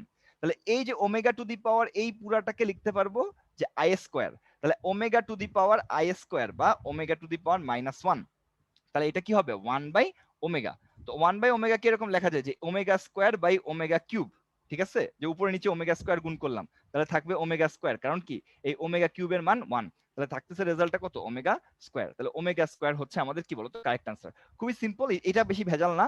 যে আই এর পাওয়ার যেহেতু আছে, তাহলে লাস্টের দুইটাকে 4 দিয়ে ভাগ করলে যে ভাগশেষ থাকবে, এই পুরাটার আনসার হচ্ছে আই টু দি পাওয়ার তত ভাগশেষ। তাহলে এই পুরোটার আনসার হচ্ছে আই স্কোয়ার বা omega two the power I square বা ওমেগা টু দি পাওয়ার -1, কারণ আই স্কোয়ার মান -1, এটা আসবে 1 বাই ওমেগা, উপর নিচে ওমেগা স্কোয়ার গুণ করলেই কিন্তু অঙ্ক শেষ। এরপরে কি বলা হয়েছে যে আর্গন চিত্রে এইটা আর এইটার মধ্যে ক্ষুদ্রতম কৌণিক ব্যবধান কত। তো খেয়াল করো এইটা 1 প্লাস √3i, 1√3, এটা এরকম একটা কোয়াড্রেন্টে আছে। আর হচ্ছে তোমার এটা কি 1 প্লাস আই, এটা হলো তোমার 1 প্লাস আই, এটা ফার্স্ট কোয়াড্রেন্টে আছে। ওকে, তাহলে এই কোণটা বের করো আর এই কোণটা বের করলে যোগ করলেই হবে। তো খেয়াল করো এটা হচ্ছে 1 প্লাস আই, এটার জন্য থিটার মান হচ্ছে tan ইনভার্স কত বলতো y বাই এক্স, তার মানে থিটার মান হচ্ছে পাই বাই 4, মানে এই কোণটার মানটা হচ্ছে পাই বাই 4। আর এই নিচের কোণটা কিন্তু নেগেটিভ অ্যাঙ্গেল, তাই না, এখানে থিটার মান হচ্ছে মাইনাস tan ইনভার্স কত, tan ইনভার্স এটা হলো কত বলতো 1 মাইনাস √3i, তাহলে y বাই এক্স, ওকে, -√3/1, তাহলে এটা আসবে মাইনাস পাই বাই 3। তাহলে দেখো এই অ্যাঙ্গেলটা হচ্ছে -π/3। তো জাস্ট কৌণিক ব্যবধান যদি বের করতে চাও, তোমাকে এই পুরো অ্যাঙ্গেলটা আসলে বের করতে হবে। তো সিম্পলি বাংলা নিয়মে যোগ করতে পারো, π/4 এর সাথে π/3 যোগ করো, যে π/4 প্লাস π/3, এই দুটো অ্যাঙ্গেল যোগ করলে তাহলে টোটাল অ্যাঙ্গেলটা পাওয়া যাবে। এখানে আবার বিয়োগ করে দিও না কিন্তু। তাহলে এটা কত আসতেছে 12 লসাগু, তাহলে এখানে আসতেছে 3π প্লাস হচ্ছে 4π, মানে 7π/12, 7π কত 12। তাহলে এই যে বি নাম্বারটা হবে আমাদের কি বলতো কারেক্ট আনসার, বি নাম্বারটা হচ্ছে কারেক্ট আনসার। আবার দেখো লন অফ -2 মান বের করতে বলছে। তো আমরা জানি কি নরমালি লগারিদমের মানটা কিন্তু নেগেটিভ হয় না, তাহলে বাস্তব সংখ্যা হয় না, কিন্তু কমপ্লেক্স নাম্বার যেহেতু আছে, দেখো -2 কে তুমি যদি চিন্তা করো এটা কোথায় আছে, আর্গন চিত্রে এরকম কোন জায়গায় আছে, তাহলে এটার আর্গুমেন্টে কত, আর্গুমেন্ট হচ্ছে পাই, -20 এরকম জায়গায় আছে, তাহলে আলটিমেটলি এটার আর্গুমেন্টটা হচ্ছে কত পাই। তাহলে এখন তুমি চিন্তা করতে পারো এটা যদি মডুলাসটা কত, থিটার মান যদি পাই হয়, মডুলাসটা হবে √2 স্কয়ার প্লাস 0 স্কয়ার, মানে এটার মডুলাসটা হচ্ছে 2, তাহলে এটা আর এর মান 2, থিটার মান হচ্ছে পাই, তাহলে -2 কে আমরা লিখতে পারি R e to the power I theta, মানে 2 ই টু দি পাওয়ার আই পাই। ওকে, এরকম ভাবে লেখা যায়। তাহলে আলটিমেটলি লন লন -2 কে আমরা এরকম চিন্তা করতে পারি, লন এই যে 2 ই টু দি পাওয়ার আই পাই, লগের মধ্যে যদি জিনিসটা গুণ আকারে থাকে তাহলে যোগ হয়ে যায় লন 2 লন e to the power I pi, এই পাওয়ার সামনে আসবে লন 2 আই পাই লন ই, তাহলে এখান থেকে আমাদের কি আসতেছে লন এর মানটা 1 চলে আসতেছে, তাহলে আসবে লন 2 প্লাস আই পাই। দেখো লগারিদমের মধ্যে নেগেটিভ নাম্বার থাকলে সেটা একটা কমপ্লেক্স নাম্বার হয়ে যায়, খুবই ইন্টারেস্টিং ব্যাপার। এরপরে খেয়াল করো যে হচ্ছে এইটার যদি আমাদের দেয়া আছে তাহলে এক্স ওয়াই এর মানটা আমাদেরকে বের করতে হবে। তো দেখো এইখানে এই জিনিসটাকে যদি আমি নিচে পাঠাই দেই তাহলে আসবে x minus i y is equal to আসবে 2/1 প্লাস আই হোল স্কোয়ার। তাহলে এখানে আসবে 2 divide by 1 plus 2i plus i square. তাহলে এখানে আসবে 2 1 প্লাস 2i মাইনাস 1। তাহলে কাটাকাটি করলে তোমার আসতেছে দেখো এই যে 2/2i, মানে ব্যাপারটা আসতেছে দেখো 1/i। তোমাদের ক্লাসে কিন্তু আমি শিখাইছিলাম 1/i এর মান কত, মাইনাস আই। কিভাবে পাওয়া যায়? এই যে 1/i এর মান আসতেছে তোমার হচ্ছে উপরে একটা i নিচে একটা আই স্কোয়ার আই গুণ করে দাও, তাহলে এখানে আসবে নিচে আসবে -1 উপরে আসবে i, তাহলে আসবে -i। তাহলে 1/i এর মান হয়ে যাচ্ছে -1। উপরে নিচে একটা কি করতে হয়, উপরে নিচে আমাদেরকে একটা i গুণ করে দিলেই হয়। তাহলে আলটিমেটলি তোমার এই যে এক্স মাইনাস আই ওয়াই এর মানটা দেখো আমাদের কত আসলো, মাইনাস আই। এই যে মাইনাস আই, দেখো এক্স মাইনাস আই ওয়াই এর মানটা চলে আসছে কত, মাইনাস আই। তাহলে এটা এরকম চিন্তা করা যায় 0 মাইনাস আই 1 ইন্টু আই। তাহলে এক্স এর মানটা হচ্ছে 0, রিয়েল পার্টটা রিয়েল পার্টের সমান, আর ইমাজিনারি পার্ট হচ্ছে কত, 1। ঠিক আছে, তাহলে আলটিমেটলি তোমার এক্স এর পার্ট হচ্ছে 0, ওয়াই এর মান হচ্ছে তোমার 1। তাহলে আলটিমেটলি 0 1 এই নাম্বারটা হচ্ছে কারেক্ট অ্যান্সার। দেখো এখানেও ওয়াই এর সামনে মাইনাস আছে, এখানেও 1 এর সামনে মাইনাস আছে, সো জাস্ট এই ওয়াই এর শকটা হচ্ছে 1 আর হচ্ছে এক্স এর মানটা কত, 0। আচ্ছা, এইটাকে এটা দ্বারা গুণ করলে আর্গুমেন্ট কত ডিগ্রি কোণে ঘুরে যাবে? তো এখানে খেয়াল করো যে এইখানে 1 প্লাস আই, এইটার 1 প্লাস আই এর মডুলাসের মানটা কত, এটা হচ্ছে √1 স্কোয়ার প্লাস 1 স্কোয়ার মানে √2। আর এটার আর্গুমেন্টটা হচ্ছে tan inverse y by x মানে 1, এই π/4, এটা হচ্ছে π/4। তাহলে 1 প্লাস আই কে যদি আমরা R e to the power I theta দিয়ে লিখি তাহলে √2 ই টু দি পাওয়ার আই π/4। ওকে, আর এখানে তোমার হচ্ছে মাইনাস আই এর মানটা যদি আমরা লেখো তাহলে এটাকে লেখা যাবে 0 মাইনাস আই। তো মাইনাস আই এর জন্য তুমি যদি খেয়াল করে দেখো এটা কই থাকে, যে এরকম জায়গায় থাকে, তাহলে আলটিমেটলি এটার মডুলাস হচ্ছে √0 স্কোয়ার প্লাস 1 স্কোয়ার মানে 1। আর আর্গুমেন্ট হচ্ছে -π/2, আর্গুমেন্ট হচ্ছে কত, -π/2, এটা হলো থিটার মান। তাহলে মাইনাস আই কে তুমি যদি এইভাবে লিখো যে R e to the power I theta, এটা হবে কত, মাইনাস, এটা হলো 1 e to the power I minus π/2। তাহলে দেখো 1 প্লাস আই কে যদি তুমি হচ্ছে মাইনাস আই দিয়ে গুণ করো তাহলে খেয়াল করো কি হচ্ছে, √2 into 1 e to the power I π/4 e to the power I π/4 আর মাইনাস π/2। তো খেয়াল করো ইনিশিয়ালি 1 প্লাস আই এর আর্গুমেন্টটা ছিল কত, π/4, মানে এরকম জায়গায় ছিল। ইনিশিয়ালি 1 প্লাস আই এর আর্গুমেন্টটা ছিল এরকম জায়গায়, এবং দেখো আমি যখন এটার সাথে আই গুণ করলাম তখন দেখো আর্গুমেন্টটা কি হয়ে গেছে, π/4 থেকে -π/2 হয়ে গেছে। তার মানে এইখান থেকে 90 ডিগ্রি ঘুরে গেছে। কত ডিগ্রি ঘুরে গেছে, π/2 পরিমাণ ঘুরে গেছে ক্লকওয়াইজ। ঠিক আছে, আর্গুমেন্টটা কিন্তু এখন হচ্ছে কি হয়ে গেছে, π/2 হয়ে গেছে। সো আলটিমেটলি এটা 90 ডিগ্রি ক্লকওয়াইজ ঘুরবে। সো এখানে কিন্তু কোন দিকে ঘুরবে এটা চাই নাই, জাস্ট মানটা চাইছে, মানটা হচ্ছে 90 ডিগ্রি। যে আগে এর আর্গুমেন্টটা ছিল π/4 আর গুণ করার পরে আর্গুমেন্টটা হয়ে গেছে π/4 মাইনাস π/2, মানে কতটুকু কমে গেছে, এই যে এই আগে π/4 থেকে 90 ডিগ্রি কমে গেছে, তার মানে এটা 90 ডিগ্রি ঘুরে গেছে ক্লকওয়াইজ ডিরেকশনে। আচ্ছা, এরপরে খেয়াল করে এই অসমতার সমাধান করতে হবে। তাহলে এই অসমতার সমাধান করতে চাইলে তুমি কি করতে পারো, এই যে এটাকে জাস্ট একটু উল্টাই নিলে মনে হয় আমাদের সুবিধা হবে।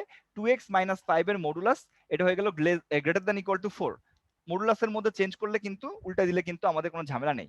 তাহলে এখানে 2x minus 5 is greater than equal to 4 plus নিলে, ঠিক আছে, এটা প্লাস মাইনাস হবে, গ্রেটার দ্যান ইকুয়াল টু 4। তাহলে প্লাস নিলে তোমার এরকম রেজাল্ট আসবে। তাহলে হচ্ছে তোমার 2x এর মান গ্রেটার দ্যান ইকুয়াল টু 9, তাহলে x এর মান greater than equal to 9/2। Minus নিলে কি হবে, মাইনাস নিলে যেটা হবে যে minus 2x minus 5 greater than equal to 4। তাহলে 2x minus 5 less than is equal to -4। তাহলে এখানে কাটাকাটি করলে হবে যে 2x এর মান less than is equal to 1, তাহলে x এর মান less than is equal to half. তাহলে x এর মানটা হচ্ছে 9/2 থেকে বড় আর x এর মানটা হচ্ছে হাফ থেকে ছোট। এটা কোথায় আছে, এই যে এইটা থেকে আছে, এই নাম্বারে। তো এই নাম্বারটা হবে আমাদের কারেক্ট অ্যান্সার। আচ্ছা, তারপরে দেখো এই যে লন 1 থেকে 100 i two the power n, মানে এটা ব্যাপারটা এরকম, লন দেখো i two the power 1 plus loan i square plus loan i cube, এরকম করতে করতে loan i two the power 100 এটা আসছে। তো খেয়াল করো লগারিদমের মধ্যে যদি যোগ আকারে থাকে জিনিসটা কিন্তু গুণ হয়ে যায়। তাহলে দেখো এরকম হবে লন I into I square into I cube into dot dot dot dot dot dot I to the power 100। ঠিক আছে, লগারিদমের মধ্যে যদি যোগ থাকে তাহলে জিনিসটা কিন্তু গুণ হয়ে যায়। তাহলে আই এর পাওয়ার দেখো এখন কি হয়েছে, আই টু দি পাওয়ার 1 এর সাথে I square I cube I four এরকম করতে করতে আই টু দি পাওয়ার 100 গুণ হয়ে গেছে। তাহলে লন আই এর পাওয়ারটা দেখো, পাওয়ার পাওয়ার যখন হচ্ছে এরকম কি থাকে, গুণ আকারে থাকে, তখন কিন্তু আবার যোগ হয়ে যায়। তাহলে 1 plus 2 plus 3 plus dot dot plus 100। তো চিন্তা করো, 1 থেকে শুরু করে স্বাভাবিক সংখ্যার যোগফল, এই যে 1 plus 2 plus 3 plus dot dot dot plus nth স্বাভাবিক সংখ্যার যোগফলের সূত্র কি, n into n plus 1 by 2। তাহলে n এর মান যদি আমাদের 100 হয় তাহলে সূত্রটা কি হবে, 100 ইন্টু 100 প্লাস 1 মানে 101 ডিভাইডেড বাই 2। তাহলে কাটাকাটি করলে এটা হবে 50 আর এটা হবে কত, 101। তাহলে এটা দেখো 5050 হবে। তাহলে এটা দেখো লন আই টু দি পাওয়ার 5050। ঠিক আছে, লন আই টু দি পাওয়ার 5050। তো 5050 কে তুমি যদি লাস্টের 50 কে যদি তুমি ভাগ করো 4 দিয়ে, তাহলে আলটিমেটলি 4 বরং 48। ঠিক আছে, 48 থাকবে, ভাগশেষ হবে 2। তাহলে এটাকে লেখা যায় লন আই স্কোয়ার বা লন -1। ঠিক আছে, লন, আমি কি কোনো ভুল করছি? আচ্ছা, এটা করারও দরকার নেই। এটা করলে হচ্ছে, বাট তোমার হচ্ছে উত্তরের সাথে মিলতেছে না, একটু ভেজাল আছে, কারণ লন -1 আছে, তো লন -1 করলে আগেরটার মতো আসবে, কিন্তু এখানে উত্তরের সাথে মিলতেছে না। সো আমরা ওই কাজটা করব না, উত্তরে দেখো যেভাবে আছে এইভাবে করতে হবে, যে এই যে 5050 এটা পাওয়ার আছে, তাহলে পাওয়ারটা সামনে আসবে, তার সাথে কি আসবে, লন আই। তাহলে লন আই এর মানটা কি হবে, আই এর মানটা কিন্তু এরকম চিন্তা করা যায়, আই হচ্ছে তোমার R e to the power I theta. তো আই এর মডুলাস হচ্ছে 1, আর্গুমেন্ট হচ্ছে π/2। তাহলে তুমি যদি এখানে বসায় দাও যে আলটিমেটলি 5050 তোমার হচ্ছে লন e to the power I π/2। আমি একটু এখানে লিখি, এখানে না লিখে কোথায় লেখা যায়, এই যে 5050 লন e to the power I π/2। তাহলে আলটিমেটলি এইটা হইলো পাওয়ার, এটা সামনে আসবে 5050 ইন্টু আই π/2 ইন্টু লন ই। ঠিক আছে, তাহলে আলটিমেটলি তোমার এটার মান আসবে 1, কাটাকাটি করলে আসতেছে হচ্ছে তোমার 2525। ঠিক আছে, তাহলে এটা আসবে 2525 পাই আই। এটা হবে বি নাম্বারটা হবে আমাদের কারেক্ট আনসার। ওকে, বি নাম্বারটা হবে আমাদের কারেক্ট আনসার। আচ্ছা, পি আর কিউ যদি দুইটা ধনাত্মক বাস্তব সংখ্যা হয় সেক্ষেত্রে নিচের কোনটা সঠিক? তো যদিও দেখে মনে হচ্ছে এটা সঠিক, বা এটা সঠিক, মানে সরি এটা না, যদিও দেখে মনে হচ্ছে যে এইটা সঠিক, যেন আমরা জানি কি এ প্লাস বি এর modulus less than is equal to A এর মডুলাস প্লাস বি এর মডুলাস, এটা আমাদের সূত্র ছিল। কিন্তু একটু খেয়াল করে দেখো, দুইটাই ধনাত্মক বাস্তব সংখ্যা। একটা এক্সাম্পল নিবা যে পি এর মানটা 2, কিউ এর মানটা 3। এখানে কিন্তু এ আর বি রিয়েল নাম্বার ছিল, এ আর বি রিয়েল নাম্বার মানে কি তোমার হচ্ছে পজিটিভও হতে পারে, নেগেটিভও হতে পারে। এখানে দুইটা যদি ধনাত্মক হয় তাহলে একটা এক্সাম্পল চিন্তা করো, 2 প্লাস 3 এর মডুলাস এটা কত আসতেছে, 5, আর 2 এর মডুলাস প্লাস 3 এর মডুলাস এটা করলেও 5 আসতেছে। সো এই ক্ষেত্রে দেখো এ প্লাস বি এর মডুলাস এটা লেস দ্যান ইকুয়াল টু না, এক্স্যাক্টলি ইকুয়াল টু হবে এ এর মডুলাস প্লাস কি বি এর মডুলাস। সো এখানে পি প্লাস কিউ এর মডুলাসটা কি হয়ে যাবে, এক্স্যাক্টলি ইকুয়াল টু হচ্ছে তোমার পি এর মডুলাস প্লাস কিউ এর মডুলাস। আচ্ছা, কোন একটা জিনিসের সাথে তার এটা কি বলতো, যে জিনিসটা যোগ করলে 0 পাওয়া যায় এটাকে বলা হয় হচ্ছে যৌগিক বিপরীতক। যৌগিক বিপরীতক, এইটাকে আমরা বলি হচ্ছে বিপরীতকের অস্তিত্ব। ঠিক আছে, কোন একটা জিনিসের সাথে এই যে এর সাথে মাইনাস এ যোগ করলে 0 পাওয়া যাচ্ছে, বা মাইনাস এর সাথে এ যোগ করলে 0 পাওয়া যাচ্ছে, এটাকে আমরা বলি বিপরীতকের অস্তিত্ব। আর তোমাদের কনফিউশন হয় অভেদকের অস্তিত্ব, তাহলে কি এর সাথে 0 যোগ করলে যে এ পাওয়া যায়, মানে এর সাথে যে জিনিসটা যোগ করলে কোন রকম চেঞ্জ হয় না, বা 0-র সাথে এ যোগ করলে এই পাওয়া যায়, এটাকে আমরা বলি হচ্ছে অভেদকের অস্তিত্ব।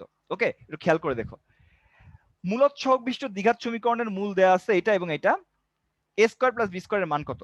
আচ্ছা, এগুলা কমপ্লেক্স মূল দেখছো, তাহলে একটা যদি তোমার 3 মাইনাস বিআই হয়, আর একটা হবে হচ্ছে 3 প্লাস বিআই। ওকে, তাহলে আলটিমেটলি তুমি বলতে পারো যে ভাইয়া এর মানটা হবে 3, আবার একটা যদি 3 প্লাস 4i হয়, আর এ প্লাস 4i হয়, আর একটা হবে এ মাইনাস 4i, তাহলে তুমি বলতে পারো ভাইয়া বি এর মানটা হচ্ছে 4, আর এর মানটা কত, এর মানটা হচ্ছে তোমার 3।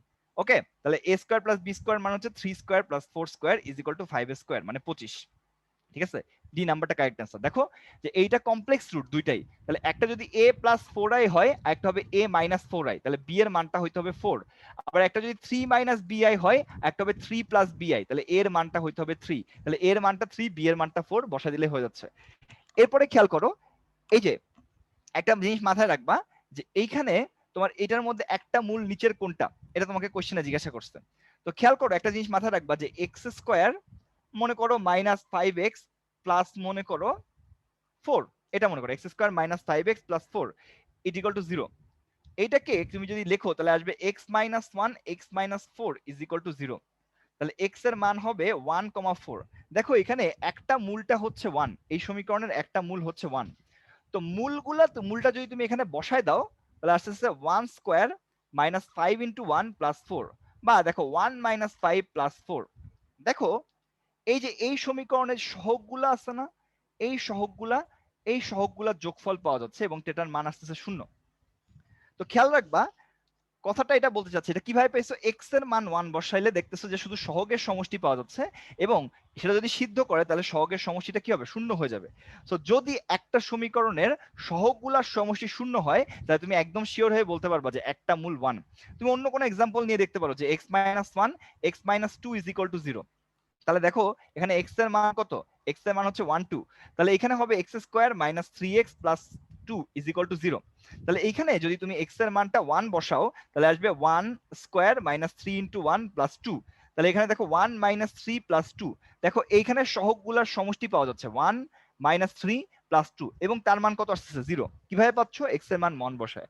তো কিভাবে বুঝলাম আমরা যে যদি একটা সমীকরণের সহগগুলার সমষ্টি 0 হয় তাহলে তার একটা মূল 1, এটা সবসময় হবে। ঠিক আছে, তাহলে এইখানে দেখো সহগ আছে a মাইনাস বি, এখানে সহগ আছে b মাইনাস সি, এখানে সহগ আছে c মাইনাস a। তাহলে সহগগুলোর সমষ্টি বের করো, a minus b plus b minus c plus c minus a। তাহলে খেয়াল করো এই যে সি সি কাটা, বি বি কাটা, এ এ কাটা, রেজাল্ট আসছে 0।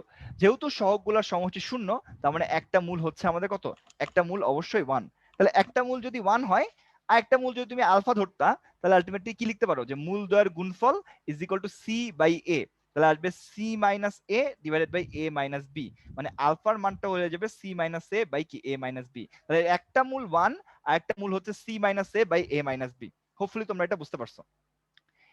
এরপরে খেয়াল করো যে এইটার মানটা আমাদেরকে বের করতে হবে, এই সমীকরণের মূলগুলো আলফা বিটা গামা ডেল্টা হলে এটার মানটা বের করতে হবে।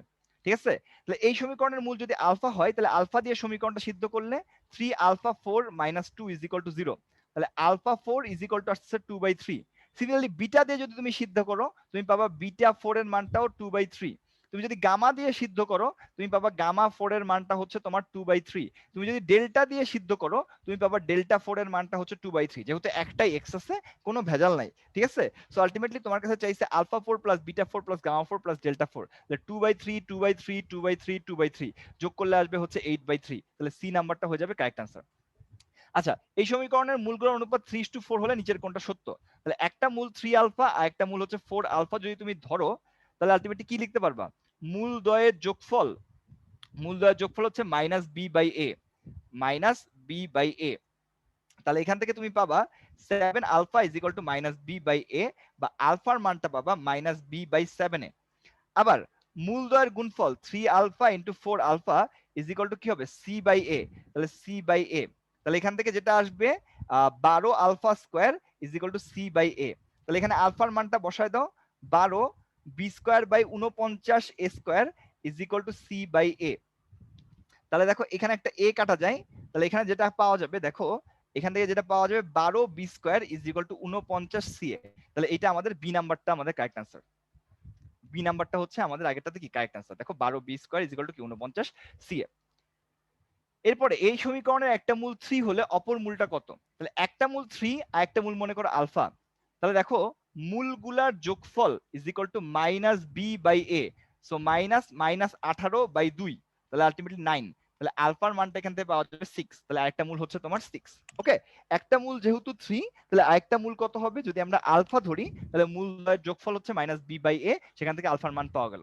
তো এই সমীকরণের মূলের সংখ্যা কয়টা? দেখো তোমরা অনেক সময় কি করো, যে 3 দেখেই মনে করতেছো ত্রিঘাত সমীকরণ, মূল হবে 3টা। না, একটু খেয়াল করে দেখো, এই জায়গাটা 6 আছে, এটা হচ্ছে 6 ঘাত সমীকরণ, তাহলে মূল হবে হচ্ছে 6টা। যত ঘাত সমীকরণ মূল ততগুলা থাকে, সেটা যেহেতু 6 ঘাত সমীকরণ তাহলে 6টা মূল থাকবে। এরপরে চিন্তা করো, এবিসি গুণোত্তর প্রগমন থাকলে নিচের কোনটা সত্য? তো গুণোত্তর প্রগমন মানে কি? তুমি চিন্তা করতে পারো ভাইয়া 2, 4, 8 এরা গুণোত্তর প্রগমনে আছে, তার মানে এইখান থেকে এটা 2 গুণ বাড়ছে এবং এখান থেকে এটা কি 2 গুণ বাড়ছে। তো চিন্তা করো, এইখানে তুমি যদি প্রথমটা দ্বিতীয়টার অনুপাত নাও তাহলে 2/3, 2/4 যে রেজাল্ট আসবে, তুমি যদি দ্বিতীয়টা তৃতীয়টার অনুপাত নাও একই রেজাল্ট আসবে। এটা হলো আমাদের তোমার হচ্ছে কি বলতো গুণোত্তর প্রগমনে থাকার শর্ত, যে প্রথম আর দ্বিতীয়টার অনুপাত যা হবে দ্বিতীয় আর তৃতীয়টার অনুপাত তাই হবে, মানে এ আর বি এর অনুপাত যা হবে, এ আর বি এর অনুপাতটা যা হবে, বি আর সি এর অনুপাতটা তাই হবে, বি আর সি এর অনুপাতটা তাই হবে। তাহলে b square is equal to a c. ঠিক আছে, তাহলে আলটিমেটলি তোমার আমাদের এখানে কি আসলো, তোমাদের হচ্ছে a c is equal to b square. এটা হচ্ছে আমাদের কারেক্ট অ্যান্সার। এখানে ধ্রুব পদটার মান কত? তো খেয়াল করো, এটাকে আমরা এরকম ভাবে লিখতে পারি x square minus 2 into x into 1/x plus 1/x whole square, তার পাওয়ারটা আবার কত আছে? তার পাওয়ারটা আছে তোমার হচ্ছে 6। তাহলে দেখো এটা হবে x minus 1/x whole square এবং তারও পাওয়ারটা আবার কত আছে? 6। তাহলে এটা আসতেছে X minus 1/x to the power কত? 12। তাহলে দেখো এইটার আর প্লাস 1তম পদ যদি এক্স বর্জিত হয় বা ধ্রুবক পদ হয়, তাহলে আর এর মানটা কত হবে? দেখো এখানে 1 into 12 minus 0 divided by 1 minus minus 1, ওই যে p n minus q divide by p n minus k divide by p minus q, রেজাল্টটা আসতেছে কত? 6। তাহলে 6 প্লাস 1তম পদ এক্স বর্জিত, এক্স বর্জিত। তাহলে এখন দেখো আমাদের টি 6 প্লাস 1টা কত হবে? তাহলে এখান থেকে 6 প্লাস 1তম পদটা আমরা বের করি, 12c6 x to the power 12 minus 6 আর minus 1/x to the power 6। তো এই x x চলে গিয়ে থাকবে, রেজাল্ট হচ্ছে 12c6। তাহলে এই যে 12 নাম্বার এ নাম্বারটা হবে কি আমাদের কারেক্ট অ্যান্সার। তাহলে এইখানে এর বিস্তৃতিতে কততম পদে x টু দি পাওয়ার 8 পাওয়া যাবে? তো যদি r প্লাস 1তম পদে পাওয়া যায়, তাহলে r এর মানটা বের করার সিস্টেম কি? 2 ইন্টু 12 মাইনাস 8, 2 ইন্টু 12 মাইনাস 8 আর নিচে হচ্ছে 2 মাইনাস মাইনাস 2, তাহলে 2 মাইনাস মাইনাস 2। তাহলে এখানে কত আসতেছে? 12 দুনো 24 থেকে 8 বাদ দিলে 16 থাকতেছে, তাই না? 16 থাকতেছে আর নিচে থাকতেছে 4, তাহলে এখানে থাকতেছে তোমার হচ্ছে 4। ওকে, তাহলে আর এর মান পাওয়া গেল 4। তাহলে কততম পদ এক্স বর্জিত? আর এর মান যদি 4 হয় তাহলে আর প্লাস 1 মানে 4 প্লাস 1 বা পঞ্চম পদ এক্স বর্জিত, তাহলে ফিফথ। এটা হচ্ছে কি, ইয়ার মানটা হবে হচ্ছে পঞ্চম পদটা, সরি পঞ্চম পদে এক্স টু দি পাওয়ার কি পাওয়া যাবে? 8 পাওয়া যাবে, পি টু দি পাওয়ার 8 পাওয়া যাবে। এবার এটার বিস্তৃতিতে এক্স স্কোয়ারের সহগ কত? তাহলে আমি এইভাবে চিন্তা করতে পারি যে এখানে আমার এক্স স্কোয়ার আনতে হবে, আমার টোটাল 9টা জিনিস আছে, এর মধ্যে 1 আছে, এটার মধ্যে এক্স আছে, এটার মধ্যে এক্স কিউব আছে। তো চিন্তা করতে পারো ভাইয়া আমার কাছে টোটাল 9টা জিনিস আছে, তার মধ্যে আমাকে বানাইতে হবে এক্স স্কোয়ার। তাহলে প্রথমে আমি এক্স কিউবকে শূন্য দিব, শূন্যটা দিব। আর তাহলে এক্স কে এক্স স্কোয়ার বানানোর জন্য আমাকে কয়টা দিতে হবে? 2টা দিতে হবে। তাহলে 1 কে কতগুলা দিতে হবে? তাহলে 9টা জিনিস ছিল, এর মধ্যে একজনকে শূন্যটা দিছো, একজনকে 2টা দিছো, তাহলে একজনকে 7টা দিতে হবে। তুমি যদি আরেকটা কেস চিন্তা করতে যাও যে এক্স কিউবকে আমি এরপর আমি একটা দিব, তাহলে কিন্তু এক্স স্কোয়ার থেকে বড় চলে আসতেছে, তাহলে আর কোনো কেস এখানে কিন্তু পসিবল না। একটাই কেস পসিবল, যে আমার এক্স কিউবকে তুমি একটাও দিলা না, এক্স স্কোয়ারকে 2টা, এক্স কে 2টা দিলা, আর তাহলে 1 কে কয়টা? 7টা দিতে হবে। তাহলে অ্যান্সার হচ্ছে দেখো 9টা, 9 পাওয়ারের জন্য 9 ফ্যাক্টোরিয়াল, একজন পাইছে 7টা মানে 7 ফ্যাক্টোরিয়াল দিয়ে ভাগ, একজন পাইছে 2টা তার মানে 2 ফ্যাক্টোরিয়াল দিয়ে ভাগ, একজন পাইছে 0টা মানে 0 ফ্যাক্টোরিয়াল দিয়ে ভাগ। তাহলে 9, এটা হচ্ছে আমাদের সহগ, এটা হচ্ছে আমাদের কি সহগ। তাহলে আলটিমেটলি দেখো 9 ফ্যাক্টোরিয়ালকে লেখা যাবে 9 ইন্টু 8 ইন্টু 7 ফ্যাক্টোরিয়াল, আর নিচে হচ্ছে 7 ফ্যাক্টোরিয়াল, আর এখানে কত? 2 ফ্যাক্টোরিয়াল মানে 2, 0 ফ্যাক্টোরিয়াল মানে হচ্ছে 1। তাহলে 7 ফ্যাক্টোরিয়াল 7 ফ্যাক্টোরিয়াল কাটা যায় 2, এখানে 4 দুগুণ 8, তাহলে কি 4 নং 36 আসতেছে আমাদের রাইট আনসার। তাহলে বি নাম্বারটা হচ্ছে আমাদের কারেক্ট আনসার। এরপরে এই সমীকরণের মূল 3টা আলফা বিটা গামা হলে এইটার মানটা আমাদেরকে বের করতে হবে। তো এটা খুবই দেখে অনেক কষ্টকর মনে হচ্ছে, সিম্পলি যেহেতু একটা মূল আলফা তুমি যদি এখানে বসায় দাও তাহলে আসবে 9 alpha cube plus 18 alpha square plus 27 alpha plus 36 is equal to 0। তাহলে আমাদেরকে আলফা কিউব বের করতে হবে। দেখো এই পুরা জিনিসটা 9 দিয়ে ভাগ করা যায়, পুরা জিনিসটাকে 9 দিয়ে ভাগ করা যায়। তাহলে alpha cube plus 2 alpha square plus 3 alpha plus 4 is equal to 0। তাহলে এখান থেকে তুমি লিখতে পারবে কি alpha cube 2 alpha square plus 3 alpha is equal to -4। তাহলে আলটিমেটলি ডি নাম্বারটা হয়ে যাবে আমাদের কারেক্ট আনসার। সিম্পল, যে যেহেতু এটার একটা মূল আলফা, তাহলে আলফা দিয়ে সিদ্ধ করা যায়। আচ্ছা, এবার দেখো সমান্তর প্রগমনে আছে। তো একটা জিনিস যদি সমান্তর প্রগমনে থাকে, তাহলে একটা জিনিস মাথায় রাখবা, যে দেখো যেমন 3, 5, 7, তো মাঝখানেরটাকে যদি তুমি এ ধরো, ঠিক আছে, তারপরে হচ্ছে কি না, এটাকে তুমি যদি এ ধরো, এটাকে যদি তুমি বি ধরো, এটাকে তুমি যদি সি ধরো, তাহলে খেয়াল করো এইটা থেকে এটা বিয়োগ করলেও 2 আসবে, এটা থেকে এটা বিয়োগ করলেও 2 আসবে। তার মানে বি থেকে এ বাদ দিলে যা হবে, সি থেকে বি বাদ দিলেও তাই হবে। খেয়াল করো, 5-এর থেকে 3 বাদ দিলে 2 আসে, 7-এর থেকে 5 বাদ দিলেও 2 আসে, যেহেতু এটা সমান্তর প্রগমনে আছে, মানে অন্তর সমান। তাহলে এখান থেকে কি, এই বি থেকে এ বাদ দিলে যা আসবে, সি থেকে বি বাদ দিলেও তাই আসবে। তাহলে আলটিমেটলি এখান থেকে লিখতে পারবো 2b is equal to a plus c. তাহলে এই যে বি নাম্বারটা হচ্ছে আমাদের কি কারেক্ট আনসার। ওকে, এটাই হচ্ছে আমাদের কারেক্ট আনসার, সমান্তর প্রগমনে থাকার শর্ত। এরপরে এই উপবৃত্তের ক্ষেত্রফল কত, x square by 5 square plus y square by 4 square is equal to 1। তাহলে আলটিমেটলি এখানে এর মান হচ্ছে 5, বি এর মান হচ্ছে 4, তাহলে এরিয়া হচ্ছে পাই এ বি। তাহলে পাই ইন্টু 5 ইন্টু 4, তাহলে আলটিমেটলি 20 পাই। তাহলে আলটিমেটলি বি নাম্বারটা হয়ে যাবে কারেক্ট আনসার। তাহলে এটা শীর্ষবিন্দু স্থানাঙ্ক বের করতে হবে। তো ওয়াই স্কোয়ার যেহেতু আছে এখানে, তাহলে y square minus 8y is equal to 4x। তাহলে আমরা যেটা করতে পারি, y square minus 2 into y into 4 plus 4 square is equal to 4x plus 4 square. আমরা আকাশ থেকে দুই পাশে 4 স্কোয়ার নিয়ে আসলাম। নিয়ে আসার পরে দেখো ওয়াই মাইনাস 4 হোল স্কোয়ার হয়ে যাবে, ইজ ইকুয়াল টু 4 কমন নিলে x মাইনাস x প্লাস 4 হবে। তাহলে এরকম রেজাল্ট আসবে যে y minus 4 whole square is equal to 4ax plus 4, এরকম একটা রেজাল্ট আসবে। তাহলে এটার শীর্ষবিন্দু স্থানাঙ্ক কত হবে, শীর্ষবিন্দু হচ্ছে তোমার এটা y square is equal to 4ax, এই ফরম্যাট আসছে। তাহলে x is equal to 0, y is equal to 0, মানে হচ্ছে x plus 4 is equal to 0, আর হচ্ছে কি বলতো y minus 4 is equal to 0। তাহলে x এর মান হয়ে যাবে -4, y এর মান হয়ে যাবে 4। তাহলে এই শীর্ষবিন্দু হবে -4, 4। তাহলে আলটিমেটলি সি নাম্বারটা হয়ে যাবে কারেক্ট আনসার। একটা আয়তাকার অধিবৃত্তের ফোকাস দ্বয় প্লাস মাইনাস 4 হলে এর সমীকরণ কোনটা। তো আয়তাকার অধিবৃত্ত কারে বলে, এই যে এই x square by a square minus y square by b square is equal to 1 যদি একটা অধিবৃত্ত ছিল, এর এ আর বি যদি সমান হয়, তাহলে এটাকে আমরা বলি কি, এটাকে বলা হয় হচ্ছে আয়তাকার অধিবৃত্ত। আয়তাকার অধিবৃত্ত, যদি একটা অধিবৃত্তের এ আর বি এর মানটা সমান হয়, সেটাকে আমরা বলি হচ্ছে আয়তাকার অধিবৃত্ত। তাহলে সেই ক্ষেত্রে উৎকেন্দ্রিকতার মানটা কত হয়, উৎকেন্দ্রিকতার মান হয় 1 plus b square by a square. যেহেতু এ আর বি এর সমান, তাহলে আলটিমেটলি এটা আসবে √1 প্লাস 1 মানে √2। এই দুইটা জিনিস একটু মাথায় রাখতে হবে, আয়তাকার অধিবৃত্তের জন্য এ আর বি এর মানটা সমান এবং কি উৎকেন্দ্রিকতার মানটা √2। তো আমাদের ফোকাসের সূত্র কি, প্লাস মাইনাস এ ই কমা 0। তাহলে দেখো প্লাস মাইনাস এ আর ই এর মান √2, 0, এটা হলো ফোকাস দ্বয়। ঠিক আছে, এটা হলো কি ফোকাস দ্বয়। তাহলে তুমি বলতে পারবা যে ভাইয়া এটা আসতেছে কি, এটার মানটা আপনার হচ্ছে প্লাস মাইনাস 40। তাহলে তুমি বলতে পারবো ভাইয়া এ √2 এর মানটা হচ্ছে 4, তাহলে এ এর মানটা হচ্ছে 4 বাই √2, তার মানে 2√2। তাহলে এর মানটা যদি 2√2 হয়, বি এর মানটা 2√2, কারণ এটা আয়তাকার অধিবৃত্ত। তাহলে সমীকরণ কি হবে, সমীকরণ হবে x square by 2√2 square plus y square by 2√2 square is equal to 1। 2√2 মানে 8, তার মানে এক্স স্কোয়ার বাই 8, এটা মাইনাস হবে minus y square by 8 is equal to 1। তাহলে x square minus y square is equal to 8। তাহলে এটা হচ্ছে আমাদের কারেক্ট আনসার, বি নাম্বার। আচ্ছা, প্রবাবিলিটি অফ এ দেয়া আছে, প্রবাবিলিটি অফ বি দেয়া আছে, এ বি স্বাধীন ঘটনা হলে এ ইন্টারসেকশন বি কত। সো এ ইন্টারসেকশন বি এর প্রবাবিলিটি স্বাধীন ঘটনার জন্য কিভাবে বের করে, পি এ ইন্টু কত, পিবি।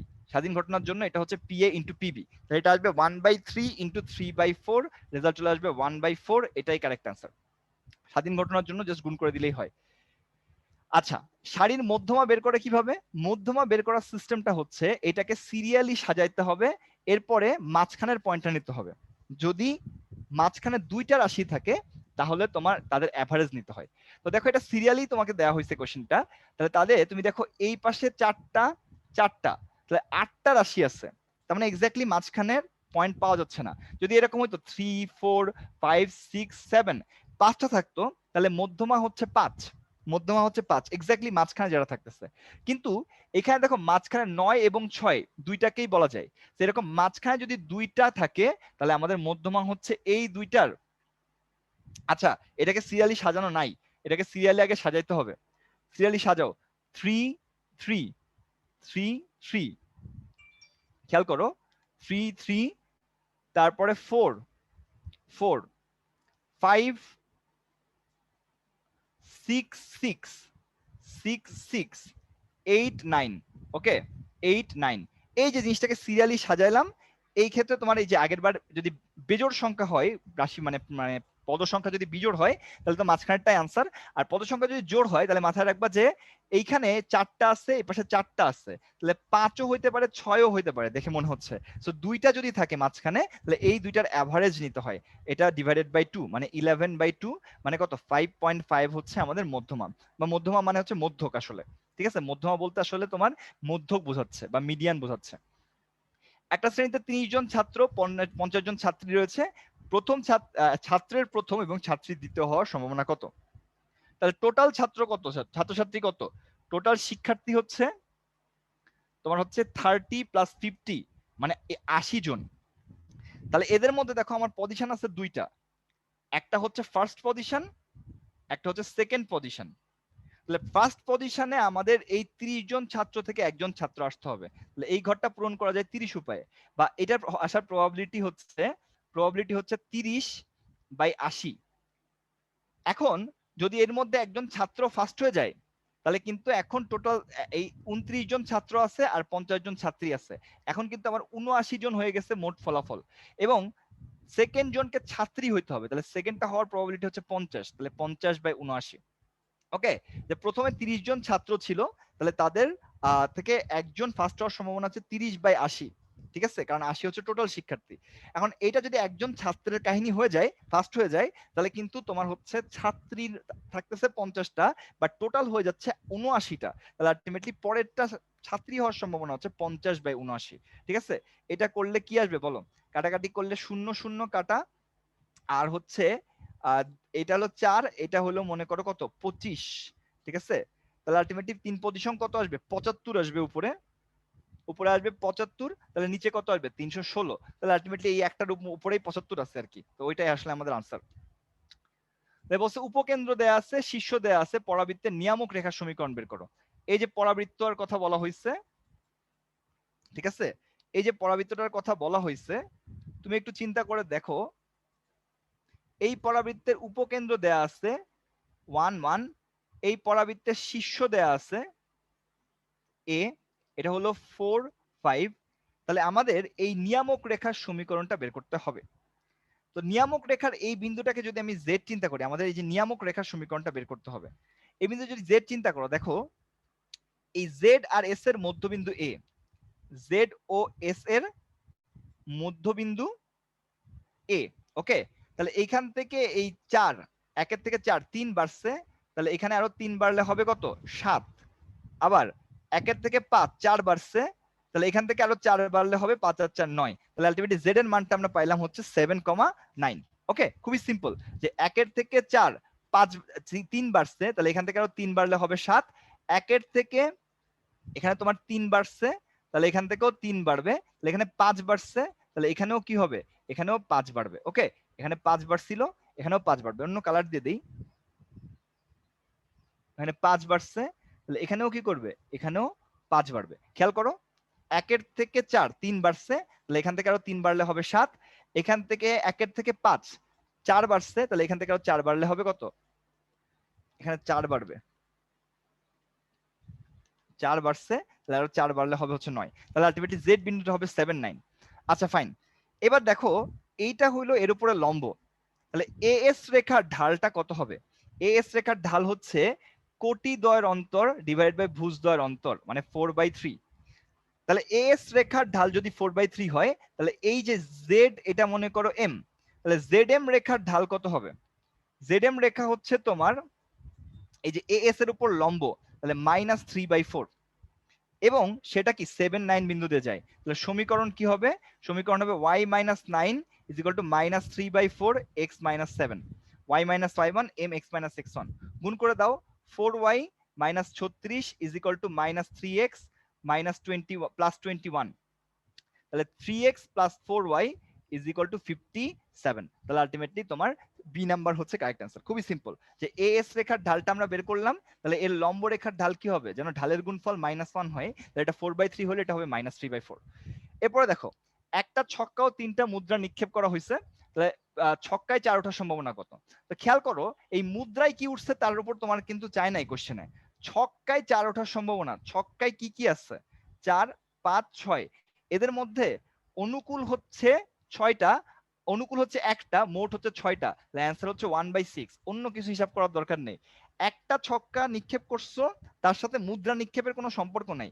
ছক্কা নিক্ষেপ করলে ছক্কার মতো রেজাল্ট আসবে, মুদ্রা নিক্ষেপ করলে মুদ্রার মতো রেজাল্ট আসবে। তোমার মুদ্রায় কি ঘটনা হয়েছে এই কথা কিন্তু চাই নাই তোমার কাছে। তোমার কাছে কোশ্চেন করছে একটা ছক্কার 3টা মুদ্রা নিক্ষেপ করা হয়েছে, তাহলে ছক্কায় 4 ওঠার সম্ভাবনা কত? তাহলে ছক্কায় 4 ওঠার সম্ভাবনা শুধু 1/6। মুদ্রার কথা কিন্তু তোমার কাছে চাই নাই। যদি বলতো ছক্কায় 4 আর মুদ্রাগুলোতে এই কাহিনী হয়েছে, এটা বের করো, তাহলে আবার মুদ্রাটা হিসাব করা লাগতো। বাট অন্য কিছু হিসাব করে যে এইসব কিছু হিসাব করার দরকার নেই। একটা ছক্কা আর 3টা মুদ্রা নিক্ষেপ করা হয়েছে, ছক্কার কথা যেহেতু জিজ্ঞাসা করছে, ছক্কাটা জাস্ট ছক্কার হিসাব করলেই হবে। অধিবর্ষ মানে 366 দিন।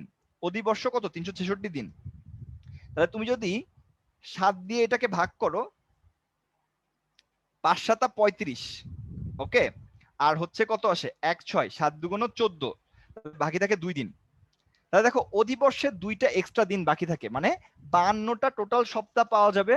7 দিনের সপ্তাহ 52টা পাওয়া যাবে, আর 2টা সপ্তাহ এক্সট্রা বাকি থাকবে, 2টা দিন এক্সট্রা বাকি থাকবে।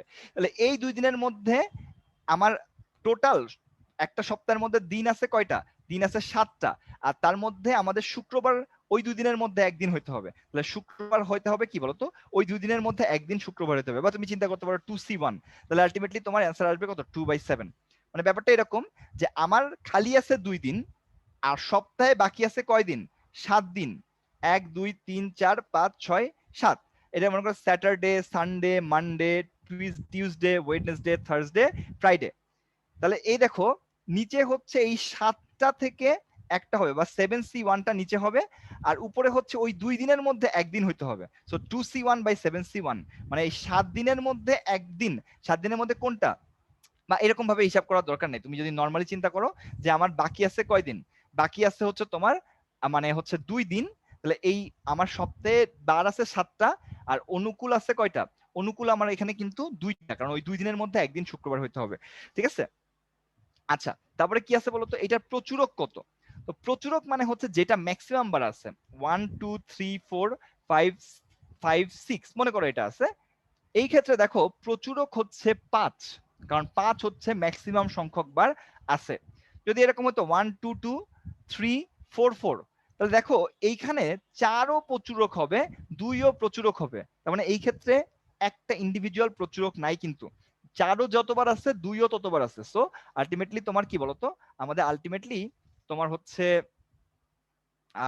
কি বলে, আলটিমেটলি তোমার রেজাল্টটা আসবে হচ্ছে তোমার 2টা প্রচুরক আছে। তো যাই হোক, এইখানে মনে হয় কোয়েশ্চেনে একটু ভুল হয়েছে, এখানে 8 হবে না আনসার, এটা অ্যান্সার হচ্ছে অনন্য প্রচুরক নাই। আর এখানে মনে হয় অন্য কিছু ছিল, মনে করো 9 ছিল। তো খেয়াল করো এইখানে 9 না, এখানে মনে করো কি ছিল, এখানে কি ছিল আমি জানি না, আমি মনে করো 5 ছিল। তাই দেখো এইখানে যেটা হয়েছে যে 9 2বার আছে, 9 2বার আছে, ঠিক আছে। আর কি আছে বলো তো, আর কিছু 2বার আছে, যে 4ও দেখো 2বার আছে। তাহলে 3ও দেখো কয়বার আছে, 3ও দেখো 2বার আছে। তাহলে খেয়াল করছো যে আলটিমেটলি প্রচুরক 3ও আছে, প্রচুরক কি আছে, প্রচুরক 3ও আছে, প্রচুরক 4ও আছে, প্রচুরক 9ও আছে। সো ইউনিক কোনো প্রচুরক নাই, নো ইউনিক প্রচুরক। তার মানে কি ইউনিক মানে কি, অনন্য কোনো প্রচুরক নাই, মানে অনন্য মানে মাল্টিপল প্রচুরক আছে। তো সেটা হবে আনসার, বি নাম্বারটা এই ক্ষেত্রে আমাদের আনসার হবে। এরপরে খেয়াল করো যে 10টা আপেল 5টা কলা আছে একটা টেবিলে। একটা লোক প্রথমে একটা কলা খাইছে, তাহলে কি হয়েছে, কলা এখন 4টা হয়ে গেছে, আর আপেল হচ্ছে কয়টা, আপেল হচ্ছে তোমার 10টা আপেল হয়ে গেছে। ওকে, তো খেয়াল করো একটা লোক একটা কলা খাইছে শিওর, এখানে কোনো প্রবাবিলিটির কাহিনী মাহিনী নাই। একটা লোক কি করছে, একটা কলা খেয়ে ফেলছে, পরবর্তী ফলটাও যে কলা হবে তার সম্ভাবনা কত? তাহলে পরবর্তী কলা আছে কয়টা? 4টা, আর পরবর্তী টোটাল ফল আছে কতগুলো? 14টা। তাহলে আনসার আসবে কত? 2/7। তাহলে এই যে বি নাম্বারটা হবে কারেক্ট আনসার। মানে একটা লোক একটা কলা খাইছে, এটা প্রবাবিলিটি না, তুমি এটাকে বলেই দিছো যে সে একটা কলা খাইছে। তুমি টেবিলের মধ্যে তোমার হচ্ছে 10টা আপেল আছে আর 5টা কলা আছে, তো একজন একটা কলা খাইছে, ওর কাহিনী শেষ। তাহলে কলা একটা হাওয়া হয়ে গেছে। তাহলে এখন কলা আছে 4টা আর আপেল আছে কয়টা? 10টা। তাহলে এখন তোমার তার পরেরটা কলা খাওয়ার প্রবাবিলিটি কি? 4/14। ওকে, আচ্ছা। এরপরে কি বলা হয়েছে যে √3 এককের দুইটি সমান বল 130 ডিগ্রি কোণে কাজ করে, তাহলে আলটিমেটলি লব্ধির মান কত? তো খেয়াল করো, আমাদের এই যে যদি দুইটা সমান বল হয়, তাহলে আর ইকুয়ালের মান আমরা শিখাইছিলাম গত ক্লাসে 2p cos α/2। তাহলে 2√3 cos α/2 মানে হচ্ছে 120 ডিগ্রি বাই 2, মানে cos 60 ডিগ্রি। তাহলে 2√3 ইন্টু হাফ, তাহলে কাটাকাটি করলে তোমার রেজাল্ট আসে কত? √3। ইউনিট হচ্ছে √3। তো এখানে দেখো তোমাদের একটা মানে শর্টকাট বলা হয়েছে যে দুইটা সমান বল 120 ডিগ্রি কোণ ক্রিয়া করলে লব্ধির মানও সমান হয়। ঠিক আছে, 120 ডিগ্রি কোণ যদি থাকে এবং অরিজিনাল বল দুটো যদি সমান হয়, দেখো 2p cos 120 ডিগ্রি বাই 2, এটা হলো আর এর মান হয়ে যাবে। তো সেক্ষেত্রে যেটা আসতেছে 2p cos 60 মানে হচ্ছে হাফ, এটা হলো আর ই। তাহলে এই দুইটা কাটাকাটি করলে আর ই মানে আর ইকুয়ালের মান দেখো পি হয়ে যাচ্ছে। সো দুইটা সমান বল যদি 120 ডিগ্রি কোণে কাজ করে, তাদের লব্ধির মানও ওই বলের সমান হয়। এটা শর্টকাট, এই মনে না তোমাদের নাও থাকতে পারে, সো নরমালি অঙ্ক করাটাই আমার কাছে মনে হয় বেটার। একটা বিন্দুতে পি এবং 2p মানের দুইটা বল ক্রিয়াশীল, প্রথম বলটাকে দ্বিগুণ, দ্বিতীয় বলটাকে 8 একক বৃদ্ধি করে লব্ধির দিক অপরিবর্তিত। যে প্রথম বল আর দ্বিতীয় বলের অনুপাত যা হবে প্রথম ক্ষেত্রে, পি আর 2p এর অনুপাত যা হবে দ্বিতীয় ক্ষেত্রেও তাই হবে। প্রথম বলটাকে দ্বিগুণ করা হয়েছে মানে এটা হয়ে গেছে 2p, আর দ্বিতীয় বলটাকে 8 একক বৃদ্ধি করা হয়েছে, তাহলে এটা হয়ে গেছে 2p + 8। দেখো প্রথম ক্ষেত্রে প্রথম আর দ্বিতীয় বলের অনুপাত যা, দ্বিতীয় ক্ষেত্রে প্রথম এবং দ্বিতীয় বলের অনুপাত তাই। তাহলে প্রথম বলটাকে দ্বিগুণ করা হয়েছে আর দ্বিতীয়টার সাথে 8 যোগ করা হয়েছে, তাহলে এখানে কাটাকাটি করলে আসছে হাফ। তাহলে 2p + 8 = 4p।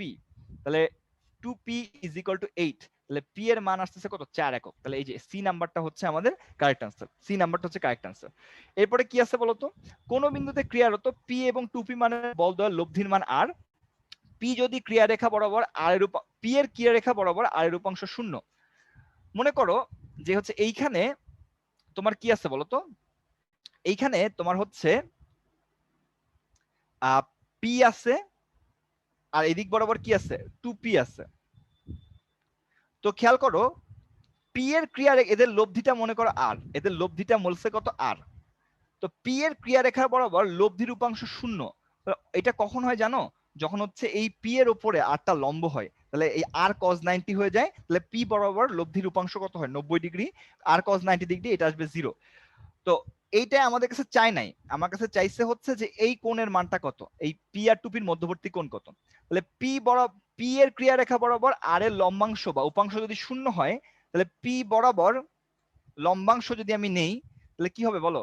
পি বরাবর লম্বাংশ নিলে পি + 2p cos α = 0 = কি? আর cos 90 হবে, আসলে 0 বলে দিছে, লব্ধির উপাংশ হচ্ছে 0। তাহলে পি আর 2p এর লব্ধির উপাংশ 0 কেন বলতো?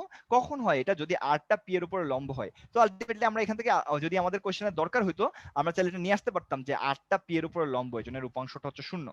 কিন্তু এটা লাগতেছে না, আমাদের cos আলফার মানটা আসতেছে -1/2, তাহলে আলফার মান আসছে 120 ডিগ্রি। দেখছো? তাহলে সি নাম্বারটা হচ্ছে কারেক্ট অ্যান্সার, সি নাম্বারটা হচ্ছে আমাদের কারেক্ট অ্যান্সার। আচ্ছা, নিচের কোন তিনটা বল সাম্যাবস্থা সৃষ্টি করতে পারবে না?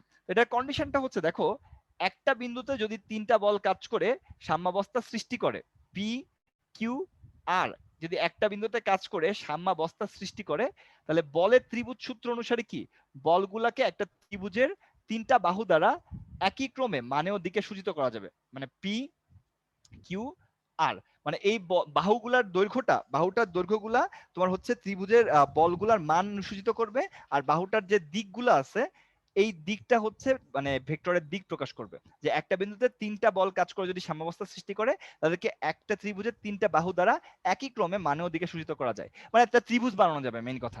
তাহলে তুমি দেখবা যে ত্রিভুজের ক্ষেত্রে দুই বাহুর সমষ্টি, দুই বাহুর যোগফল তৃতীয় বাহু অপেক্ষা বড়, তৃতীয় বাহু অপেক্ষা বড়।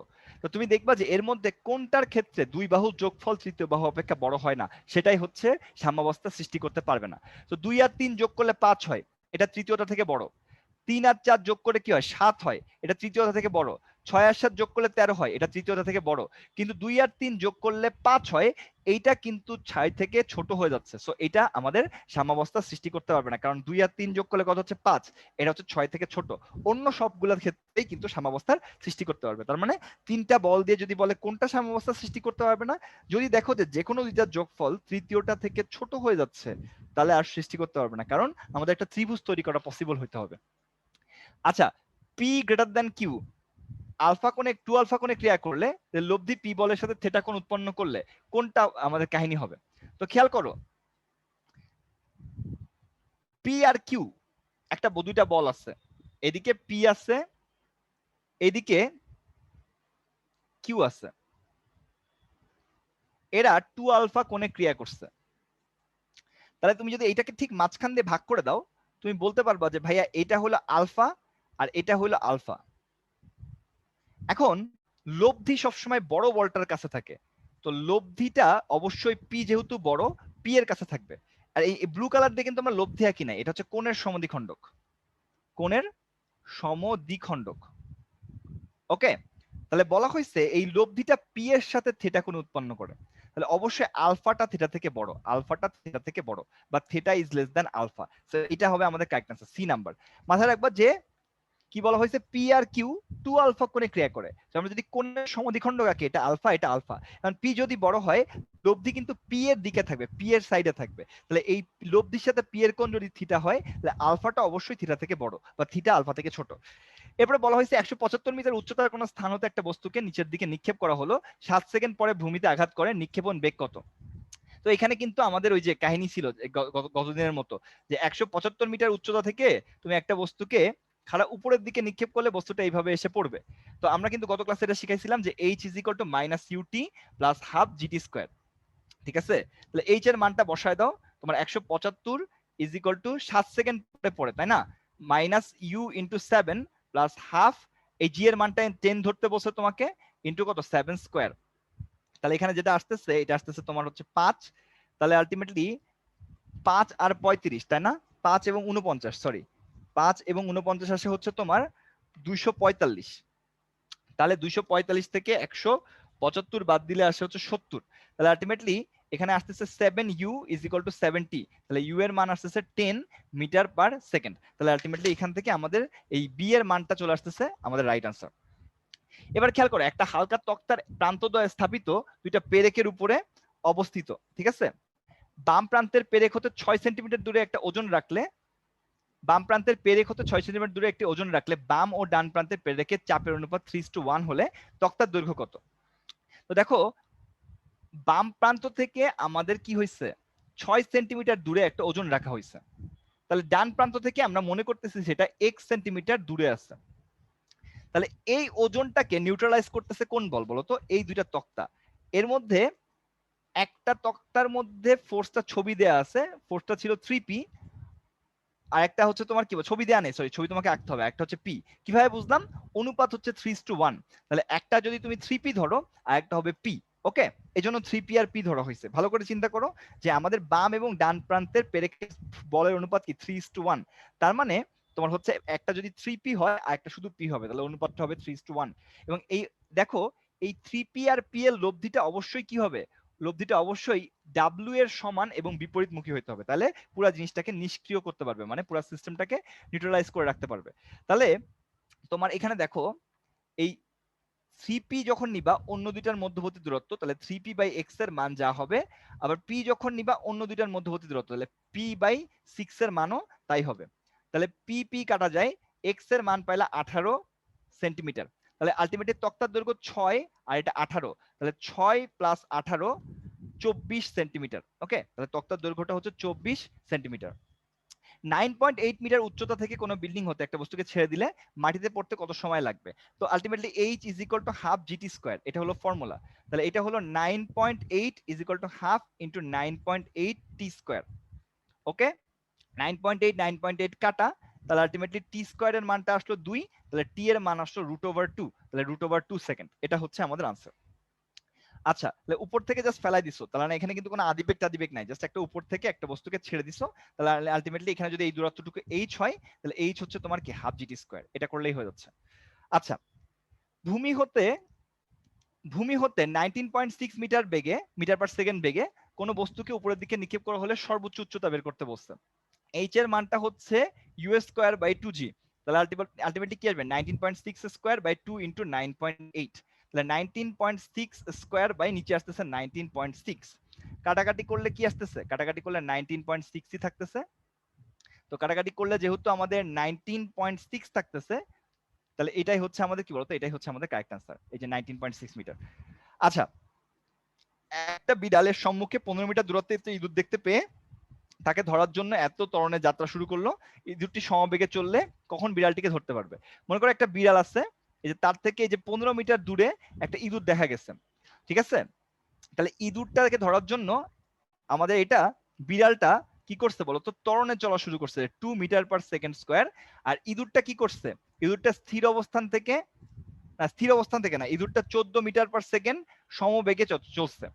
তাহলে ইঁদুরের অতিক্রান্ত দূরত্ব যদি আমাদের কি হয়, এক্স হয়, দেখো ইঁদুর সমবেগে চলতেছে, তাহলে X is equal to T সময় পরে যদি ধরে 14t, S is equal to V T. আর বিড়ালের অতিক্রান্ত দূরত্ব 15 প্লাস এক্স, তাহলে 15 plus X is equal to U T plus half A T square. তো ইউ এর মানটা 0, তাহলে half into A into T square, বোঝা গেছে? কারণ এখানে আদিবেগটা শূন্য। তাহলে এখন যদি তাই হয়, তাহলে আলটিমেটলি দেখো 15 প্লাস হচ্ছে 14t is equal to T square. তাহলে এখানে আসতেছে T square minus 14t plus 15 minus 15 is equal to 0। তাহলে টি এর মানটা আসবে দেখো 15 একে 15, তাহলে 15 আর একটা -1। সো আলটিমেটলি -1 তো গ্রহণযোগ্য না, তাহলে টি এর মানটা কত হবে, 15 সেকেন্ডটা হবে আমাদের গ্রহণযোগ্য ভ্যালু। ওকে, লাস্ট দুইটা ম্যাথ। কোন স্তম্ভের শীর্ষ হতে 20 মিটার পার সেকেন্ড বেগে উপরের দিকে নিক্ষিপ্ত বস্তু 5 সেকেন্ড পরে স্তম্ভের পদ দেখে পতিত হলো, তাহলে স্তম্ভের উচ্চতা কত? এটা সেই একই অঙ্ক, যে আলটিমেটলি একটা স্তম্ভ আছে, স্তম্ভের উপরের দিকে নিক্ষেপ করছো, তাহলে বস্তুটা এইভাবে মাটিতে পড়ছে 5 সেকেন্ড পরে। আর এখানে তোমার ইউ আদিবেগে মনে করো নিক্ষেপ করছিলা, ইউ এর মানটা দেওয়া আছে 20, ঠিক আছে? তাহলে h is equal to, h হচ্ছে এই উচ্চতাটা, এই স্তম্ভের উচ্চতাটা হচ্ছে তোমার হচ্ছে h minus u t plus half GT square, minus u t plus half GT square. তো মান বসায় দাও, মাইনাস কত 20 into 5 plus half into 10 into 5 square. তাহলে আলটিমেটলি এটা আসতেছে তোমার 5, তাহলে এখানে আসতেছে 5 20 100, আর এটা হচ্ছে 5 25 125, তাহলে আসতেছে 25 মিটার। তাহলে আলটিমেটলি কত হবে আমাদের, বি নাম্বারটা হবে কারেক্ট অ্যান্সার। আচ্ছা, রাইফেলের পাল্লা পৃথিবীতে 100 মিটার, 1000 মিটার, তাহলে দেখো আর আর্থ এটা হলো 1000, এটাকে এরকম লেখা যায় যে you square sine 2 alpha by G, ঠিক আছে? জি আর্থ এভাবে চিন্তা করি। চন্দ্রের মধ্যাকর্ষণ শক্তি পৃথিবীর 1/6 গুণ, তাহলে চাঁদে গেলে আর মনে করো কি মুন, এটা কি হবে u square sine 2 alpha by g moon. তো জি মুন হচ্ছে পৃথিবীর 1/6 ভাগ, তাহলে এটা লেখা যায় U square sine 2 alpha divided by পৃথিবীটার 1/6 ভাগ। তাহলে দেখো এটা কিরকম হবে, এটাকে যদি আমি একটু নিচে লিখি, যে আর এম এর মানটা দেখো এই 6টা উপরে চলে যাবে, 6 into u square sine 2 alpha divided by GE.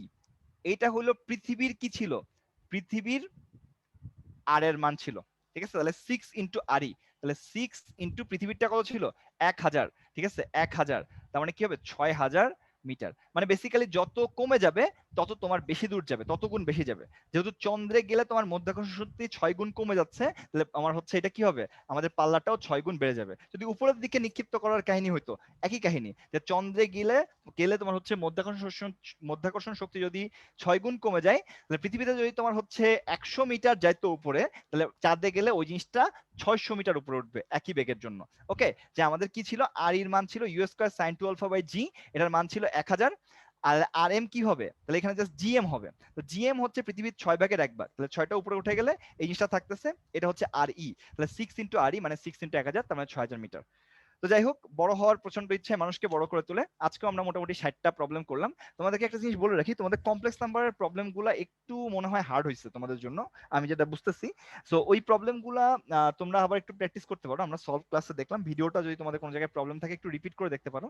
আমার টাইম লিমিটেশনের জন্য আমি অনেক ফাস্ট বলে গেছি, বাট তুমি যদি একটুখানি করে দেখো, যে একটু আরেকবার যদি ভিডিওটা দেখো, তাহলে কিন্তু তোমার হচ্ছে রিপ্লে করে দেখলে হোপফুলি কোনো প্রবলেম থাকবে না। আর আমার কাছে মনে হয় না যে তোমার, টু বি অনেস্ট, যে কমপ্লেক্স নাম্বারের স্পেসিফিক পার্টটা, অন্য সব কোয়েশ্চেন গুলো মোটামুটি ঠিক আছে, কমপ্লেক্স নাম্বারের যে অঙ্কগুলো ছিল এটা একটু হায়ার লেভেল হয়ে গেছে। এত কঠিন অঙ্ক নিয়ে টেনশনের কিছু নাই। ঢাকা ইউনিভার্সিটিতে বা ইউনিভার্সিটি গুলোতে হোপফুলি এত কঠিন আসবে না। আমরা হয়তো উদ্ভাসের পরীক্ষায় তোমাদের মানে আরো প্র্যাকটিসটাকে আরো ভালো করানোর জন্য হয়তো একটু কঠিন কোয়েশ্চেন হয়তো দিছিলাম, কিন্তু তোমার হচ্ছে অন্য সবগুলো মোটামুটি স্ট্যান্ডার্ড আছে। কিন্তু কমপ্লেক্স নাম্বারটা আমার কাছেও মনে হয়েছে যে একটু হার্ড লেভেলের বা একটু হায়ার লেভেলের হয়ে গেছে। সো তোমরা যেন আরো ওইটা দেখে একটু বেশি প্র্যাকটিস করতে পারো, তার জন্য আর কিছুই না। তো যাই হোক, তাহলে সবাই ভালো থাকো। তাহলে তোমাদের সবার মনে হয় এই ক্র্যাশ প্রোগ্রামও আজকে শেষ এখানে। আমার ম্যাথ পার্টটা অ্যাটলিস্ট আজকে শেষ, আর যদি তোমাদের অন্য কারো অন্য কোনো পার্ট থাকে সেটা হয়তো আছে। তো সবাইকে অনেক অনেক ধন্যবাদ, আর সবারকে ঈদ মোবারক আর কি। আর হয়তো দেখা হবে না এই ক্লাসের ইয়ার জন্য, আজকেও হয় নাই, তোমরা অন্য জায়গায় আছো, আমি জুমে আছি। তো যাই হোক, সবাইকে অনেক অনেক শুভেচ্ছা, ঈদ মোবারক, আল্লাহ হাফেজ।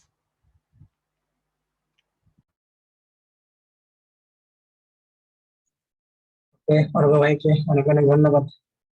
তাহলে কষ্ট করে খালি একটু পিডিএফ আপলোড করে দিন। হ্যাঁ ভাই, আচ্ছা পিডিএফ কি ভাই আপলোড করা লাগে? আমি গতদিন করছিলাম যদিও। হ্যাঁ মনে হয়, তারপরে একটু নিজের মেয়ের কাছ থেকে শুনে নেবেন নাকি ভাইয়া? সমস্যা নেই ভাই, আমি হচ্ছে এমনি আচ্ছা বলে আচ্ছা দিই। আচ্ছা আচ্ছা, থ্যাংক ইউ ভাইয়া। আচ্ছা আর ভাই, আচ্ছা আচ্ছা, ওকে ভাইয়া, তাহলে শেষ করে নাকি ভাইয়া? আপনি কি আপনার ডায়লগ বলবেন নাকি আমি বলে দিব? আচ্ছা, ঠিক আছে, আপনি বলে দেন, সমস্যা নেই। আচ্ছা, আপনারে মিস করতেছি ভাই 2 দিন ধরে। আপনি নাই বলে আর বলি না আমি। যাই আচ্ছা হোক, আচ্ছা। স্টুডেন্ট বন্ধুরা যারা তোমরা এতক্ষণ ধরে আমাদের সাথে আসছো কষ্ট করে, তাদের জন্য কি ডালিম ভাইয়ের পক্ষ থেকে অনেক অনেক ধন্যবাদ। সবাই অনেক ভালো থাকো, সবাইকে অগ্রিম ঈদ মোবারক, আল্লাহ হাফেজ। ওকে ওকে, থ্যাংক ইউ ভাইয়া। আচ্ছা তাহলে শেষ করি আমরা ভাইয়া, আচ্ছা ভাইয়া, তাহলে আমরা আজকে শেষ করি। আমাদের ম্যাথ তো আজকে থেকে শেষ হয়ে গেলে, এরপর আমাদের বায়োলজি 2টা ক্লাস আছে। তো যথারীতি আগামীকালকে ক্লাস আছে, আশা করছি তোমরা সবাই তোমাদের যার যার বেস্ট টাইম জয়েন করবা। তো ঠিক আছে, তাহলে আজ এই পর্যন্তই। সবাই ভালো থাকবা, সুস্থ থাকবা, নিজের ও পরিবারের খেয়াল রাখবা। আল্লাহ হাফিজ।